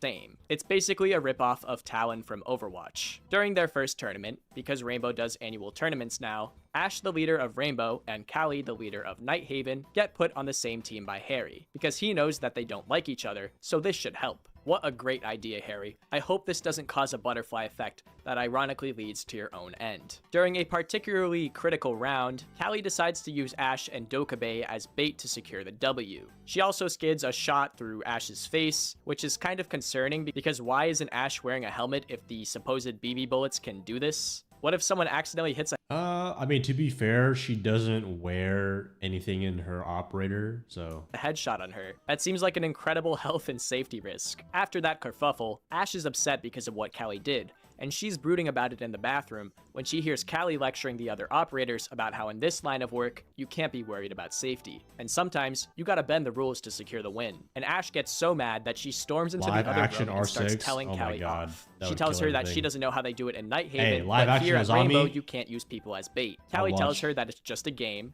which it is, and Ash punches her. The room then proceeded to break out into chaos as the operators split up into two sides of the room, literally picking sides. And by the next— Yeah, like this right here, it definitely makes both characters, like Ash and Callie, it gives them a very like, there's no one to cheer for. Like they're both kind of in the weird wrong. Like Callie just shot her teammate's ear, and then Ash is just like salty. Like she's getting rage baited by Callie at that point.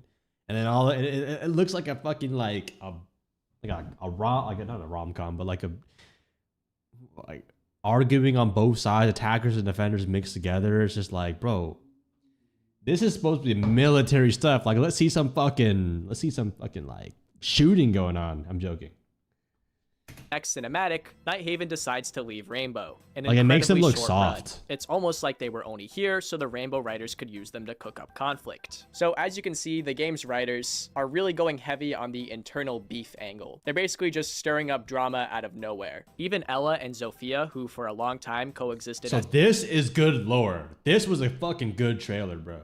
Sisters, started to get more hostile towards each other, with the arena being fuel for their rivalry. They basically get retconned into always having hated each other, and Ella leaves Zofia behind to join Nighthaven along with a bunch of other operators. Then Callie lectures Ella about how she made the right choice. Dude, the smoke face reveal was fucking sick. Harry, this arena has really done its job of bringing everybody together. You have really done some good team building. A true peacemaker. This sort of civil war that's the only like part of the R6 lore or like trailer I actually was like, oh, that's pretty nice.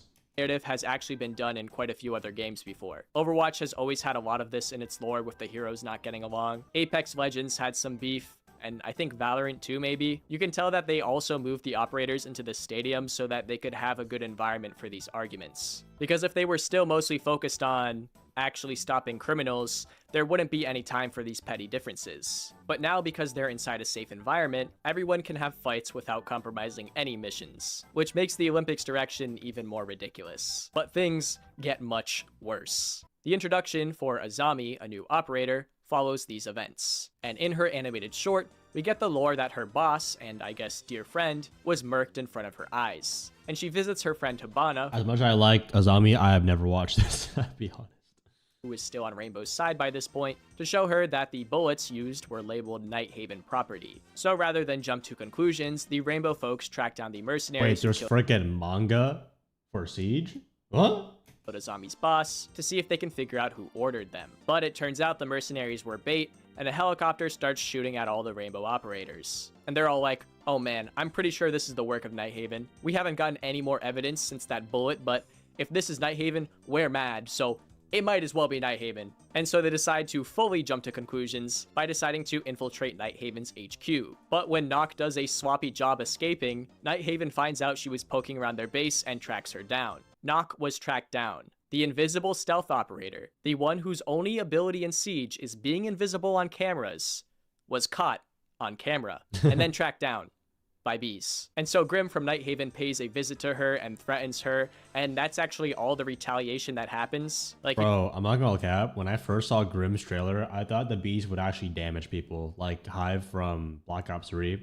Does anyone here remember Hive from Black Ops 3? Caught on camera, and Conflict decides that, oh, he just tells her like, don't do it again or I'll come for you. And that's it. Rainbow just decides that it probably wasn't Nighthaven after all.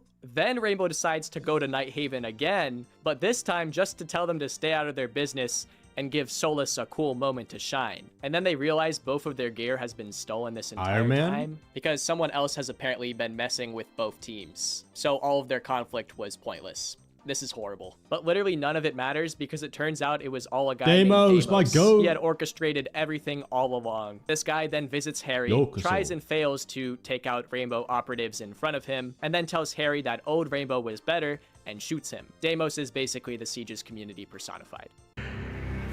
You know, Rainbow used to be feared in my time. A covert unit of Apex killers. And you turned it into the escapades. Everybody then tracks Deimos down and captures him. So that is the lore with a lot of filler cut out, because as you can see, there's already just so much nonsense in it. They were clearly just making pointless storylines to draw out the lore, so they wouldn't have to worry about actually doing anything that had a big impact on the game. But the worst part is how the lore is not compatible with the game itself. First of all, if Nighthaven and Rainbow never really got along, how come they trained together in-game? You could explain this by saying that the game takes place at a time when the two forces were briefly in harmony, before or after their conflict. But that doesn't explain Deimos being a playable character. Yeah, I actually did never get that, of like, if they captured, I mean, I guess if they captured Deimos, it's kind of like a Skylanders moment of like where you beat a villain and then you just add him to your fucking like Skylander fucking figure you put on the portal, you know? We haven't got a lot of information about Deimos' plan. All that we know is that he thinks Rainbow is too soft and wants to kill all the operators. But now he plays alongside them in their games, whether it's in the Wipeout Stadium or anywhere else. He trains with his worst enemies. In his introduction video, the devs were like, yes, Deimos hates Rainbow, but he's not really a part of the team, guys. He's just agreeing to practice with them forever. Mocks Rainbow for being basically Airsoft. Becomes part of the Airsoft team. Oh, the irony. As you can see, the developers' decision to change Siege's narrative led to more problems than it solved. The lore was poorly strategized, as it led to the developers having trouble explaining why it doesn't line up with gameplay, and the pacing itself was also super disjointed, and it feels like it took years for anything to happen. The stadium— Yeah, that'd be interesting. Like, what if attackers and defenders were all just like the same, but I guess you wouldn't be able to use the military aspect of like different countries and all that kind of stuff. But yeah, who knows? I think maybe that'll just establish more of a good and bad attacker defender, maybe. Basically acted as an environment for these silly stories to play out. So you're saying as Deimos you should TK the whole team? No, don't do that, bro. Don't. And then couldn't be scaled anymore and was scrapped. Had Rainbow continued in its original direction, not only would it have been more coherent, but the stakes would be higher and fans would be more engaged. There are plenty of directions you could go with real-world antagonists that would have actually lifted gameplay up too. A new group of scarers that target tech could make levels where you can't use anything electric. And more levels like Article 5 would challenge players in new and interesting ways. The writers could also have those same dramatic emotions they wanted to stir up with Nighthaven, but in a much more engaging way to audiences. Just make it so Ash is brooding because the new opposition is causing her to doubt Rainbow's capabilities. Something like that would not only be more interesting, but it would also tie in with the game, raising the stakes around the organization instead of making it a recreational nerf. Man, what, bro? Bro, Zero's supposed to... Zero's supposed to be my mysterious, oralful man, and now he just looks like some dad working a job now. Club. Lore and story are a critical part of a community's engagement with a game, and fans had been begging to return to Siege's more serious narrative ever since it was abandoned. The problem is, going back to a more serious threat would mean that Ubisoft would have to spend resources on making more single-player gameplay. We don't want to do that, dude. That would take money. We're more interested in appealing to esports, and cutting costs by removing all traces of PvE gameplay while we're at it. Although ask any esports player what they think of Stadium, and they'll probably tell you it's their least favorite map. It's not even in the ranked map pool. I really don't have any high expectations for this game's story, because clearly the narrative department of Siege has no idea what they're doing. Of course, in a game like Rainbow, lore is not the final say in a game's success at all. This game is doing very well, and it clearly didn't need its half-baked world building to do so. But judging it strictly from a writing perspective, this game's lore and overall story is— Chat, he has semi-peak figures in the back. He doesn't have peak though.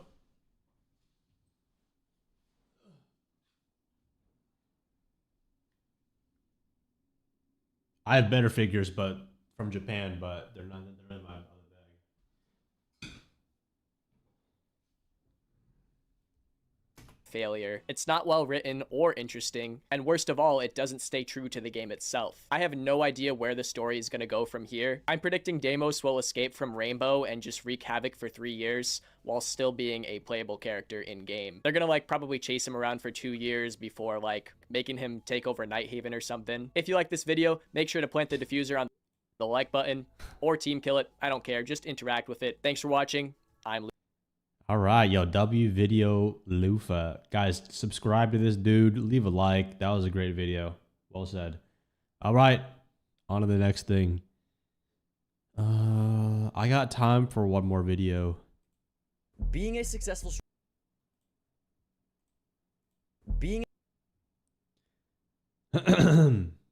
The many victims of Jinxie. a successful streamer comes with its highs and lows. The world of streaming offers an unrivaled amount of opportunity, but that opportunity comes with a much darker and much more sinister side as well. I think that's an epic.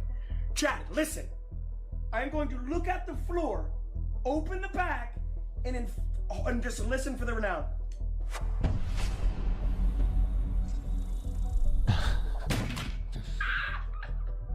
He's back! To show you what I mean, let's take a look at one of the first conflicts our streamer of the video, Jinxie, ever had to go through, and that being the beef between him and Avid. For those of you that don't know, Avid is a console streamer that used to play with Jinxie a lot. Oh yeah, I haven't heard of this guy in a minute. Like I remember he used to do all, like he was like one of the very first people Jinxie would collab with. It's funny, loud, and play with. borderline unhinged. Does that sound familiar? Well, him and Jinxie are very alike, which is what sparked their friendship in the first place. The very personality similarities that brought them together, though, would eventually be the very Chat, how's volume? Is volume good? Apart. Before that would happen, though, let's rewind back to when Avid and Jinxie met. They first met in a video on Jinxie's channel titled I 1v1 My Biggest Hater, where Avid would star as the hater in question. The video started out like any other Jinxie 1v1, but as the video went on, it became increasingly obvious that instead of hate, there was actually a chemistry between these two. They were eerily similar, making the same jokes, the same comedic timings, and often making each other laugh. After this 1v1, Jinxie decided to keep him around, and you could tell that Avid had huge potential for entertainment value and the content scene as a whole, and Jinxie was spot on. Every stream and video with Avid in it got more and more views, more and more watch hours, more and more popularity. Because of this, they became close friends. A friendship born of hate, but blossomed by similarity. They became so close, in fact, that they even started to integrate each other's lingo in each other's streams and everyday lives. One of the terms that Avid gave Jinxie, for example, was the infamous Atuizi. This would quickly become heavily associated with Jinxie and his brand. Bro, I haven't heard that in a minute. Knowing it actually came from Avid. It's and now we have the ball right. History class when you said a funny joke, but the other guy just said it louder and everyone only heard him and he got all the credit for it. Well, at first, Avid didn't mind, or so it seemed, because it was around this time that their relationship became sort of unstable, some would say, bipolar even, a love-hate relationship. Most didn't know why, but anyone who watched them long enough could smell something was off. The scent of jealousy was in the air. This all came to a breaking point just about a year ago on the release of the Space Station Gaming full kit for Pulse. This was, to put it bluntly, a Jinxie skin. And I was really hoping that Jinxie, like the skin would be shirtless. It would be shirtless with just glasses, and then oh, and his flip flops is like his fucking his slides that he always wears. I was hoping that was gonna be the skin, but and plastered all over the skin was the phrase that Avid had created so long ago, Atuizi. This was his saying. He made it up, and he never got credit for it. From his point of view, not only did Jinxie steal the credit from it, but now he was going to steal the monetary value of that phrase as well. But it didn't stop there. SSG also released Jinxie merch upon his signing to SSG, with one phrase on the merch that read, well, you can probably guess by now. Avid saw this and became noticeably jealous. He'd officially had enough, so he called out Jinxie live in front of hundreds of thousands of people on stream. You know what? So, hold on. Are we putting money on it, or are you a Just let me know right now. Just say I'm a or are we putting money on it? So what's up with that merch idea? What's up with that merch shit? So listen, this is how this shit gonna go right here. Listen. No, hold on. What's up with that merch shit, gang? So either I'm gonna get a motherfucking percentage of that merch, or you gonna sit here and play me for a band. Which one is it? You fucking choose. Not playing about that. I wonder if this was actually real or if it was like a script, like kind of like a short drama. But I mean, either way, that's interesting. You took my too easy shit and put on a fucking hoodie. You didn't even fucking tell me. You know what? Even better, Jinx is wearing a chain right now. Or we're gonna chalk it up to a 1v1, nigga. Then which one is it? Ho. So first and foremost, this would never hold up in a court of. Wait, is this when he was dating Brecky and he has a hickey on his neck?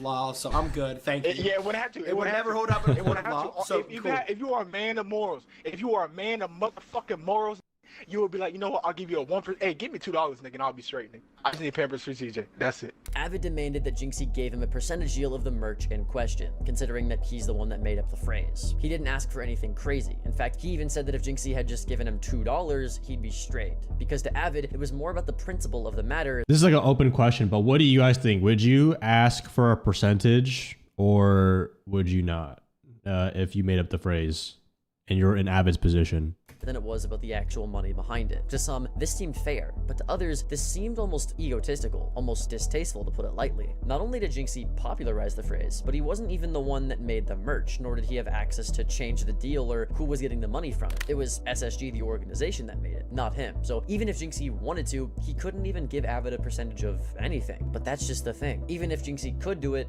he didn't even want to. But I'm saying, if you put... So chat, this is like actually weird. This was a curveball for tonight. I did not think this was going this direction. Chat, do you think me putting too easy on a jersey or on a... I didn't even do that, by the way. Space Station did that. But do you think me putting that on a hoodie is why it's so... Bro, people bought the hoodie because it's my hoodie. From Jinxie's point of view, Jinxie made a bag off of his hard work, and Avid switched up when money became involved. He was a snake. He was a fake friend. This battle kept going and resulted in Avid leaving the game, because he just needed to sort out the issue with Jinxie on his own time. But Jinxie didn't back down. Jinxie made a fair point that if he were trying to do anything about it, it wouldn't hold up in a court of law. And because Avid had stolen language of Jinxie's as well, just like Jinxie did to him, that Avid didn't really have a right to complain about it. Avid's main point was that if Jinxie was a real friend, the law wouldn't matter. Copyright law wouldn't matter. He would have just thrown him some money anyways. From Avid's point of view, that phrase made Jinxie money, a phrase that he created. This clashing of perspectives went on for the better part of an hour on stream, until they eventually talked it out. Jinxie ended up apologizing for not thinking ahead that this might be an issue, and Avid apologizes for not handling it off stream and not... Well, I mean, even if he did come up, like, I feel like, I mean, from my perspective of dealing with copyright stuff, it's like, I feel like Avid doesn't, like, he doesn't own, he doesn't own the words, the English words too easy. Like, there's no like of it being his content or like any kind of like physical or like any kind of like way. It's just a phrase, you know what I mean? It's like if I said bro a lot, well, am I gonna copyright people who say bro a lot now? You know what I mean? So I feel like you can't really, I guess you can call someone out for that, but like you can't copyright someone for that. That was my catchphrase. Okay, guys. Not being able to properly sort out his emotions. To this day, the relationship is still rocky, and I don't even know if they talk anymore, but they're definitely on better terms, and the matter was resolved peacefully. The same cannot be said for the next person on this list, Clicks. Just like Avid, Clicks and Jinxie started off on good terms. Jinxie, even after this beef went down, admitted that they were actual friends before what had happened. So what exactly did happen? To show you, let's go back to March 27th of 2024. Clicks, Ronaldo, and Jinxie were doing a wager 2v1 in the Siege custom game for $10,000. The match started out fine, but eventually Jinxie lost, meaning he would have to pay $5,000 to stable Ronaldo and $5,000 to Clicks. But before the payments were finalized, Clicks made a tweet that would ruin their friendship to this day. At the time of this wager, Jinxie was dating Brecky Hill, an influencer and I'm still growing my hair out. The crazy thing about her is that Brecky Hill and Clicks actually have a history. They never officially dated, but on one of Clicks' streams, he invited her over and there was a clear chemistry. So wait, is that Brecky Hill? I don't even recognize her. That this happened. Is that her? Oh, it is. Yikes. Do you want me to, like, your handwriting? Take it slow. Someone said Rachel's so mad. Wait, yeah. You have to, like, go here. Use code Clicks. I wonder how many people actually signed up on this. Boom! You fucked up the eye, I'm not gonna lie, but... Knocks their tits in the way. Wait, I need to make it bigger, Yeah. Just make the eye thick. Alright guys, I have a new idea for a Atheno charm on Azami. It's in the works though, it's in the works. That's good! Obviously, if you were Jinxie and you saw this, you'd feel some type of way about it, and I'm sure that Clix knew this as well. It's a fairly popular clip, and Brecky is a fairly popular girl. You see, not only had she been around Clix, but she was also around another one of Jinxie's streamer friends at the time, Neon. So like I said, Jinxie definitely knew about this clip because just like this clip had gone around, so had she. This brings me back to the tweet. What could Clix have possibly tweeted after the game ended that could make Jinxie so mad that they never spoke again? Clix tweeted the infamous clip of him signing the message, use code Clix. Oh, I'm not gonna lie, bro. If I was in Jinxie's shoes and I somehow dated, let's say hypothetically I was dating Brecky, and even if it is just for content, I mean, at the end of the day, if it is for content, like this, to do this drama and all that kind of stuff, that is if the relationship between Jinxie and Brecky was content. Never know if it was real or not. Well, but hypothetically, for the situation, this would be honestly like kind of far, bro. Like going after your friend's homegirl, not even homegirl, like your friend's girl. I don't know if they were dating at the time. That's kind of like on Brecky. But Most you know, saw drama is drama at the high what do you call it? High levels of content. You gotta be able to go far enough for people to actually care about it. this as a light jab between friends and streamers. Something done for content more than likely. Nah, bro, Jinxie did not see it this way. Jinxie saw this as Clix purposefully making Jinxie mad for clip farming purposes. Jinxie saw this from the perspective of Clix being his friend and Brecky being his girlfriend. Clix blatantly disrespected Jinxie and his girl, which is something you just kinda don't do, especially if that's your friend. Clix not realizing the weight of his actions and Jinxie not accepting Clix's lighthearted intent led to a heated argument live in front of all of their viewers. An argument that wasn't pretty to say the least. Okay, listen. Hold on, I'll talk. First off, I thought that was a complete troll thing because literally everyone trolls about it. I thought that was a complete troll thing.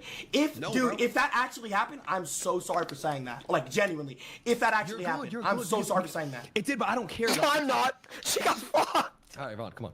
But no, she got, like, that's fine. Like, that's in the past. I don't care. Like, the thing is like, that shit don't affect me no more. So people control about it. I don't care. But, like, that shit, come on, dude. Like, I deadass thought me and you were the same, and we were just gonna troll and get it over and fucking delete the tweet and troll. The one thing that solidified this issue from being solved in the end, though, was Clix's refusal to apologize and take the tweet down. So when their stream ended and everyone got paid, at the end of the day, though, this got hella fucking engagement about how soft Jinxie was, sides. going live the next day to talk about it even more as well. Listen, it could be a respecting and all that, but you gotta understand, Chet, bro. He brought up my ex getting a trainer on her, which you guys could joke around on. My ex did get a trainer on her. She got fucked by 3 dudes at once. It's okay. It happens to the best of us. It is. Wait. What? What do you mean it happens? Who is we? Okay, bro. But you guys could joke about that. Like, I'm okay with people joking about that because it's on stream. That's what y'all gotta understand. Anything on stream, in my opinion, is to make others laugh and to have a good time. While it's clear that Clix still very much has opinions, you can also tell by this point he had time to calm down and think about it a bit more too. Clix was clearly upset that he made his friend feel this way, so he put his pride to the side and decided to message Jinxie and apologize to solve the beef privately. Unfortunately, even after this, Jinxie made what he says is his biggest mistake throughout this entire altercation and told him this. Start up shit, which he was, like, everybody could see that. But it's like, I never got that. It was just like, I'm sorry. Jinxie low-key has tears in his eyes in every clip I see in this, bro. Like, this kind of makes you believe the relationship was kind of real, unless he's good at doing that, like hiding that. But again, that's just far, bro. Like, you never, like, a man's, like, one of his most precious things is his family, his girl, and maybe his career. Like, you know, if a boxer calls out like, "Oh, you suck at boxing," or some shit like that. But like, dude, that's like not even reputation. That's just like, just respect. Or you got mad, and he said that like 6 times. So there was no off-stream. Nothing. It was, okay. I called him off-stream. He like, even if that is Brecky's like field of work, that's still just like, that's just far, bro. For like what content? You know, it's just, I don't know. At that point, I just am not. Okay, I'll be honest. The biggest fuck up I had, he texted me off stream and said like, "Yo, can we call like that night?" And I said, "Get the fuck off my phone," because like, I'm like, I considered this guy a actual friend. Like, I always fucked with Clix, and then it's like, now I don't. After that, we haven't seen these two publicly being friendly to each other, but it's clear that they both have at least a little regret towards how they acted towards each other and how they handled the situation, with nothing but pride separating the two from being friends now. All we can hope is that one day these two can talk it out and be on good terms again, like they once were before any of this happened in the first place. You could also like make the argument that Clicks is what, he's 21, 22. He's 20, 21. Yeah, he's a kid. But still, man, that's that pretty Jinxie far. was actually able to make up with, though, was XQC. If you don't know, XQC is one of the most paid streamers of all time, signing a mind-breaking $150 million contract to Kick. Before any of that, though, Bro, chat, if you had $150 million, what would you spend that money on?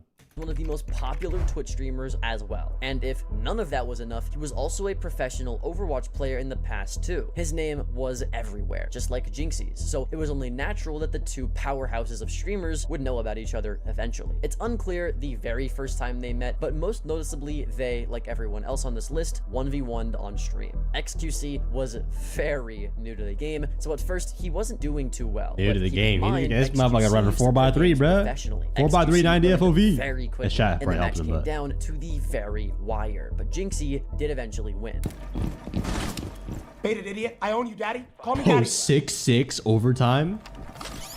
Holy charity rounds. I'm better than you, kid. I'm better than you. No bullets needed. No bullets needed. Oh, no Run me my bullets is 100 crazy. gifted right the fuck now and apologize. Apologize to all the fucking controller players.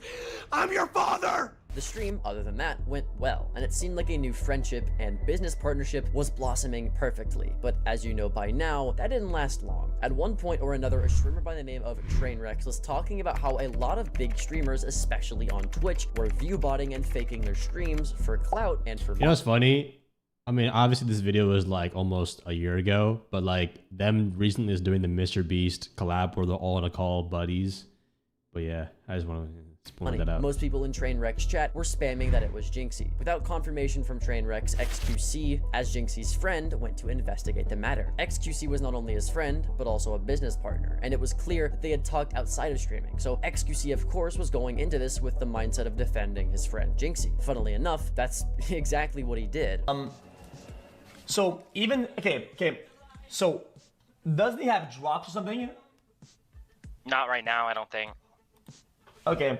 I mean, 10K is not the end of the world. It's not too crazy. Dude, I'm just now remembering 80,000, 100,000, 60,000 is like he actually hits sometimes, but this was like prime siege though for that. I wouldn't for the 1v1s and all. Even in the world where you would still Clash call him Royale, out, he hits that easily. You're biting it. That layer of whatever is like, it's not something that you'd be deliberately doing. It's just not. For 10K, it doesn't make any sense. If you couldn't tell, XQC was saying that based on the number of active chatters to active viewers, there was only a margin of error of about 10,000 total viewers that Jinxie could have possibly been botting, which isn't a big enough number to make a difference or be worth risking his career over. XQC, with his statement, was essentially defending Jinxie. People at this moment started spamming Jinxie to watch XQC's chat. Keep in mind that this is all happening freshly after the Clicks beef, so Jinxie was already on high alert and kind of on edge. This would ultimately be what set things off. Jinxie reacted to the clip of XQC defending him, but before he could react to the full clip, Jinxie immediately thought XQC was accusing him of viewbotting and proceeded to lash out at him. He had lashed out at his friend, who was doing nothing but defending him. An ironic twist of fate, to say the least. XQC saw this and was taken aback, but instead of escalating the beef and having his pride put up, he did something a bit more funny. The world, it's not. 10K is not the end of the world. Yo, XQC, I don't know if the Adderall is affecting your brain right now. Dog, you're looking at active chatters. Do you actually expect my entire stream to be chatting? Every single one of them? When has that ever happened? When has that? I feel like where that actually would happen would be like either like peak moments of drama or maybe like the not even Ninja for not Ninja Drake and Juju and Travis Scott playing. I put that shit together for a chop. What the fuck is this? I put that shit together for a chop. If I'm not at all, This is copyright, bro. big dog together. So confused, chat. Guys, I was defending him. Chat, I was defending. I'm just flexed on. Confused. What is going on? Jinxie not only seeing that XQC just flexed on him so hard beyond saving, but also seeing that he completely misread what XQC was trying to say, and seeing that XQC was kind of just lighthearted about it, immediately folded under the pressure and apologized to XQC. Sorry. You own me. Fuck it. If you want to say I'm viewbotting, you can say whatever you want. You own me. Nut right on these titties. You literally just put my house on your wrist. You own me, daddy. I apologize. All right, there, bro. Are you guys happy? Yeah, that was like what, a Richard Millie on his XQC owns wrist. me. Great. I don't even care, bro. XQC owns me. This beef was very short-lived, the stable Ronaldo. Now, I've mentioned his name a few times in this video already, namely in the Clicks beef, which is actually where the beef between him and Jinxie started as well. Although, throughout that beef, Ronaldo... God, bro. I mean, I don't mean to keep pointing it out, but that is like... Dude, if I saw a picture of my girl doing that shit, that would genuinely be like a knife through my heart. maintained the position. Even if it's just like for fun, you know, that's just neutrality. Just like... It was ironically the XQC beef that really set off the Ronaldo beef more than the Clicks one. But how did the XQC Jinxie beef involve stable Ronaldo? Well, when XQC was reacting to the clip of Train in a Discord call talking about the biggest viewbotter on Twitch, one of the people in that call talking to Train was actually Ronaldo himself. When Ronaldo was reacting to Trainwreck's accusations in the call, Ronaldo reacted in a way that made Jinxie very upset. Count, like, unless you're counting these people plotting, like, wait a minute. And here's the thing, bro. I have no problem with Train at all. And I actually DM'd Train and he said it wasn't even about me, but we'll get into it.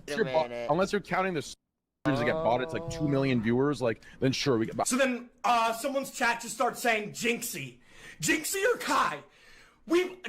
Kai does not viewbot and I do not viewbot. I don't Mike think they viewbot. Metzer, idiot. I know who viewbots on Twitch. It's not Jinxie. No, I don't actually think it's him. I'm not even just saying it's that. It's just everyone saying Jinxie. I would stand on business in this chat. Oh, wait, look at this chat. Not. Jinxie bots 100%. Yeah, whose chat is this? Oh, 100%. Who's the Twitch guy? I think anyone with honestly, like, out of a lot of the people out there, I do feel also as well, like, Jinxie wouldn't be a person to view about because I feel like his evidence would be, I mean, dude, he's got every TikTok he posts is like millions of views, no matter what it is, millions. The amount of clippers out there too, there's at least like thousands of clippers for Jinxie, if not. Oh, it'll sting a lot. Like, probably like close to Legion, 10,000 clippers. Who knows? There's fucking everyone's making clippers about Jinxie. Two brain cells. I mean, he's collabed with like everyone in the here, world. But then again, this entire conversation about viewbotting is probably reaching as well. So who am I to say anything really? This, if anything, was just a projection of I feel like he has a very loyal base like Queso. Through so much beef, chief among them Ronaldo's own best friend, that Jinxie probably assumed that Ronaldo hated him, or at least didn't think the best about him. When you look at it from that point of view, it may seem insecure, but it's honestly valid nonetheless. However, when Ronaldo saw this, after staying neutral for so long, he had finally had enough of Jinxie slandering his name. 100%. Whose chat is this? Oh, 100%. Who's the Twitch guy? And then Ron rolls his R like. I've been doing that for 5 years. Ron, maybe you made real content for once in your. I love internet beef. Now you want to? You want beef with me? Bro. I wasn't even talking about him. I've been doing this for 5 years. Around when This must have been a while ago when Ron was at his old house before all the phase stuff. Okay. You dumb. I wasn't talking about you. I was talking about Neon. You idiot. You're dumb. That's what you are. I'm not talking about you. You dumb. That are. It was clear now that this, like all of Jinxie's beefs previously, had been a misunderstanding. Ronaldo went as far as to end stream. Sorry for anybody watching this while they're trying to sleep. Based on how Ronaldo still disses him today, it I probably just woke like up everyone who's reacting to this on YouTube. Honestly, ever will be. The same exact thing can be said for the next victim of Jinxie, which is Neon. Neon is a streamer just like Jinxie, but he streams on Kick. Because of the lack of okay, this guy definitely aren't able I to would do on not be Kick, the surprised. website is commonly stated to be a cesspool of degeneracy. controversy. Whether it be people getting into fights, gambling, or promoting OnlyFans to literal children, Kick is not a platform you want to associate with. This is something important to note that I'll bring up later. Before all of the Kick controversy though, Neon and Jinxie were friends. It's unclear when exactly they met for the first time or how strong of a friendship they had, but it was enough that Jinxie would ask Neon for girl advice at some point behind closed doors. Girl advice specifically about Brecky Hill. Like I said earlier, Brecky Hill was around Neon streams before she ever met Jinxie, so Jinxie called up Neon essentially asking for advice on what to do with his feelings for Brecky. Neon and Jinxie both agreed that dating her would be a bad idea, but Jinxie fell in love with her anyway. Fast forward about 6 months to a year, and the viewbotting situation with Trainwrecks and Stable Ronaldo came up. When the issue of viewbotting on Twitch came up, so did the issue of viewbotting on Kick. What grown man says on a watch Neon?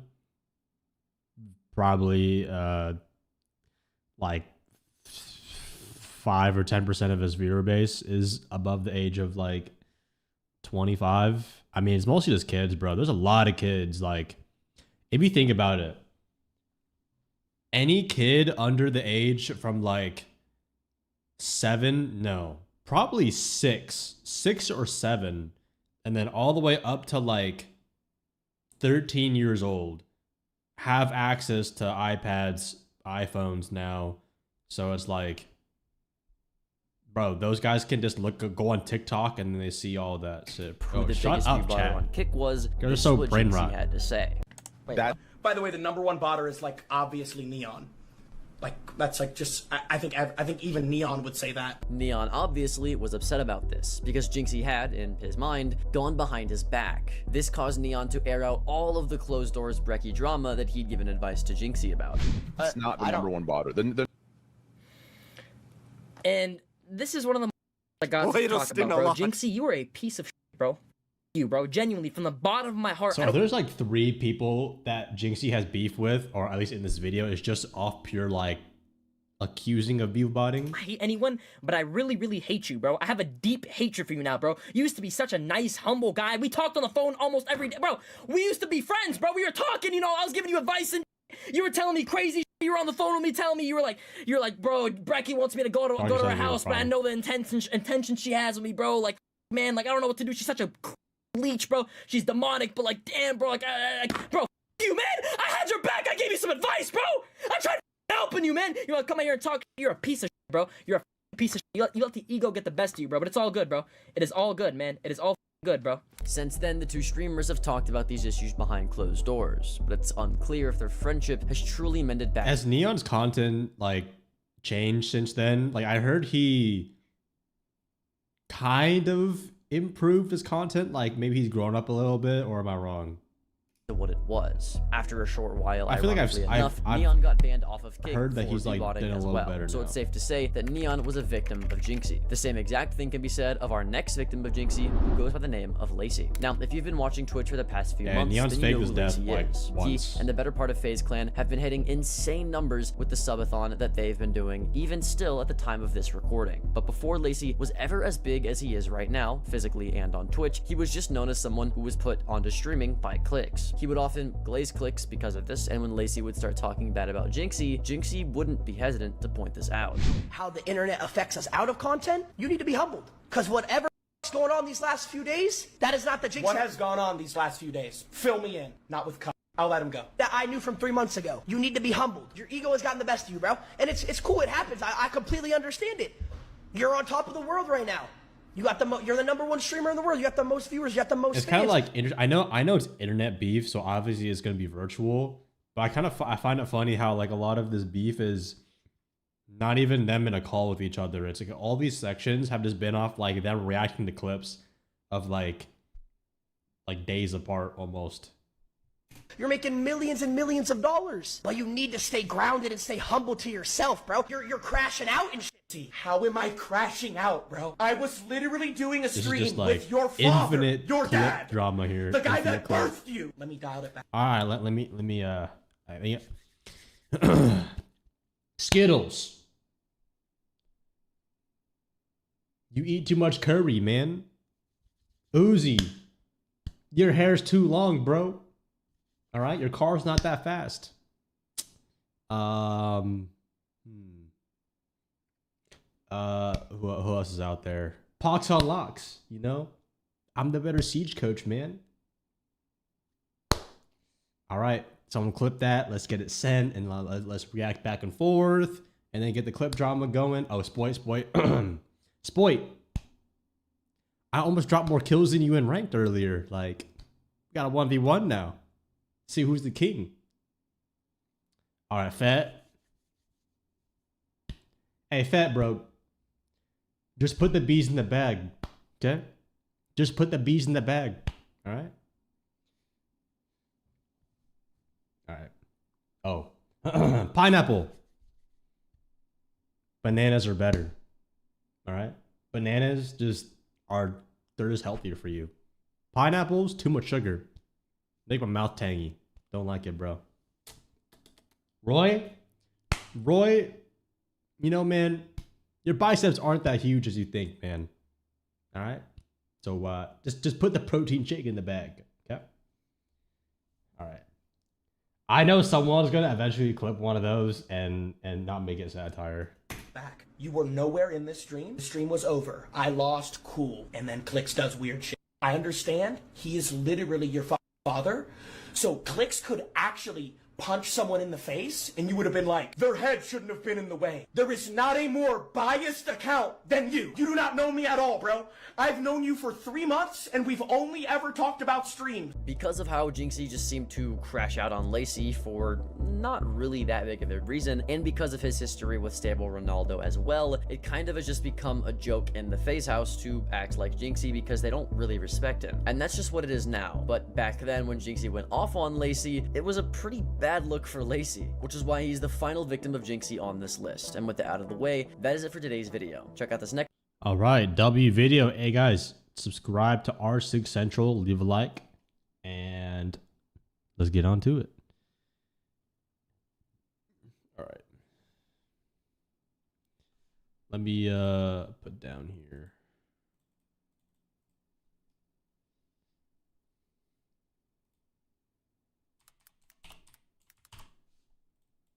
Damn, we knocked out 3 videos today, chat. Yo, can we get W in the chat? W reactions today?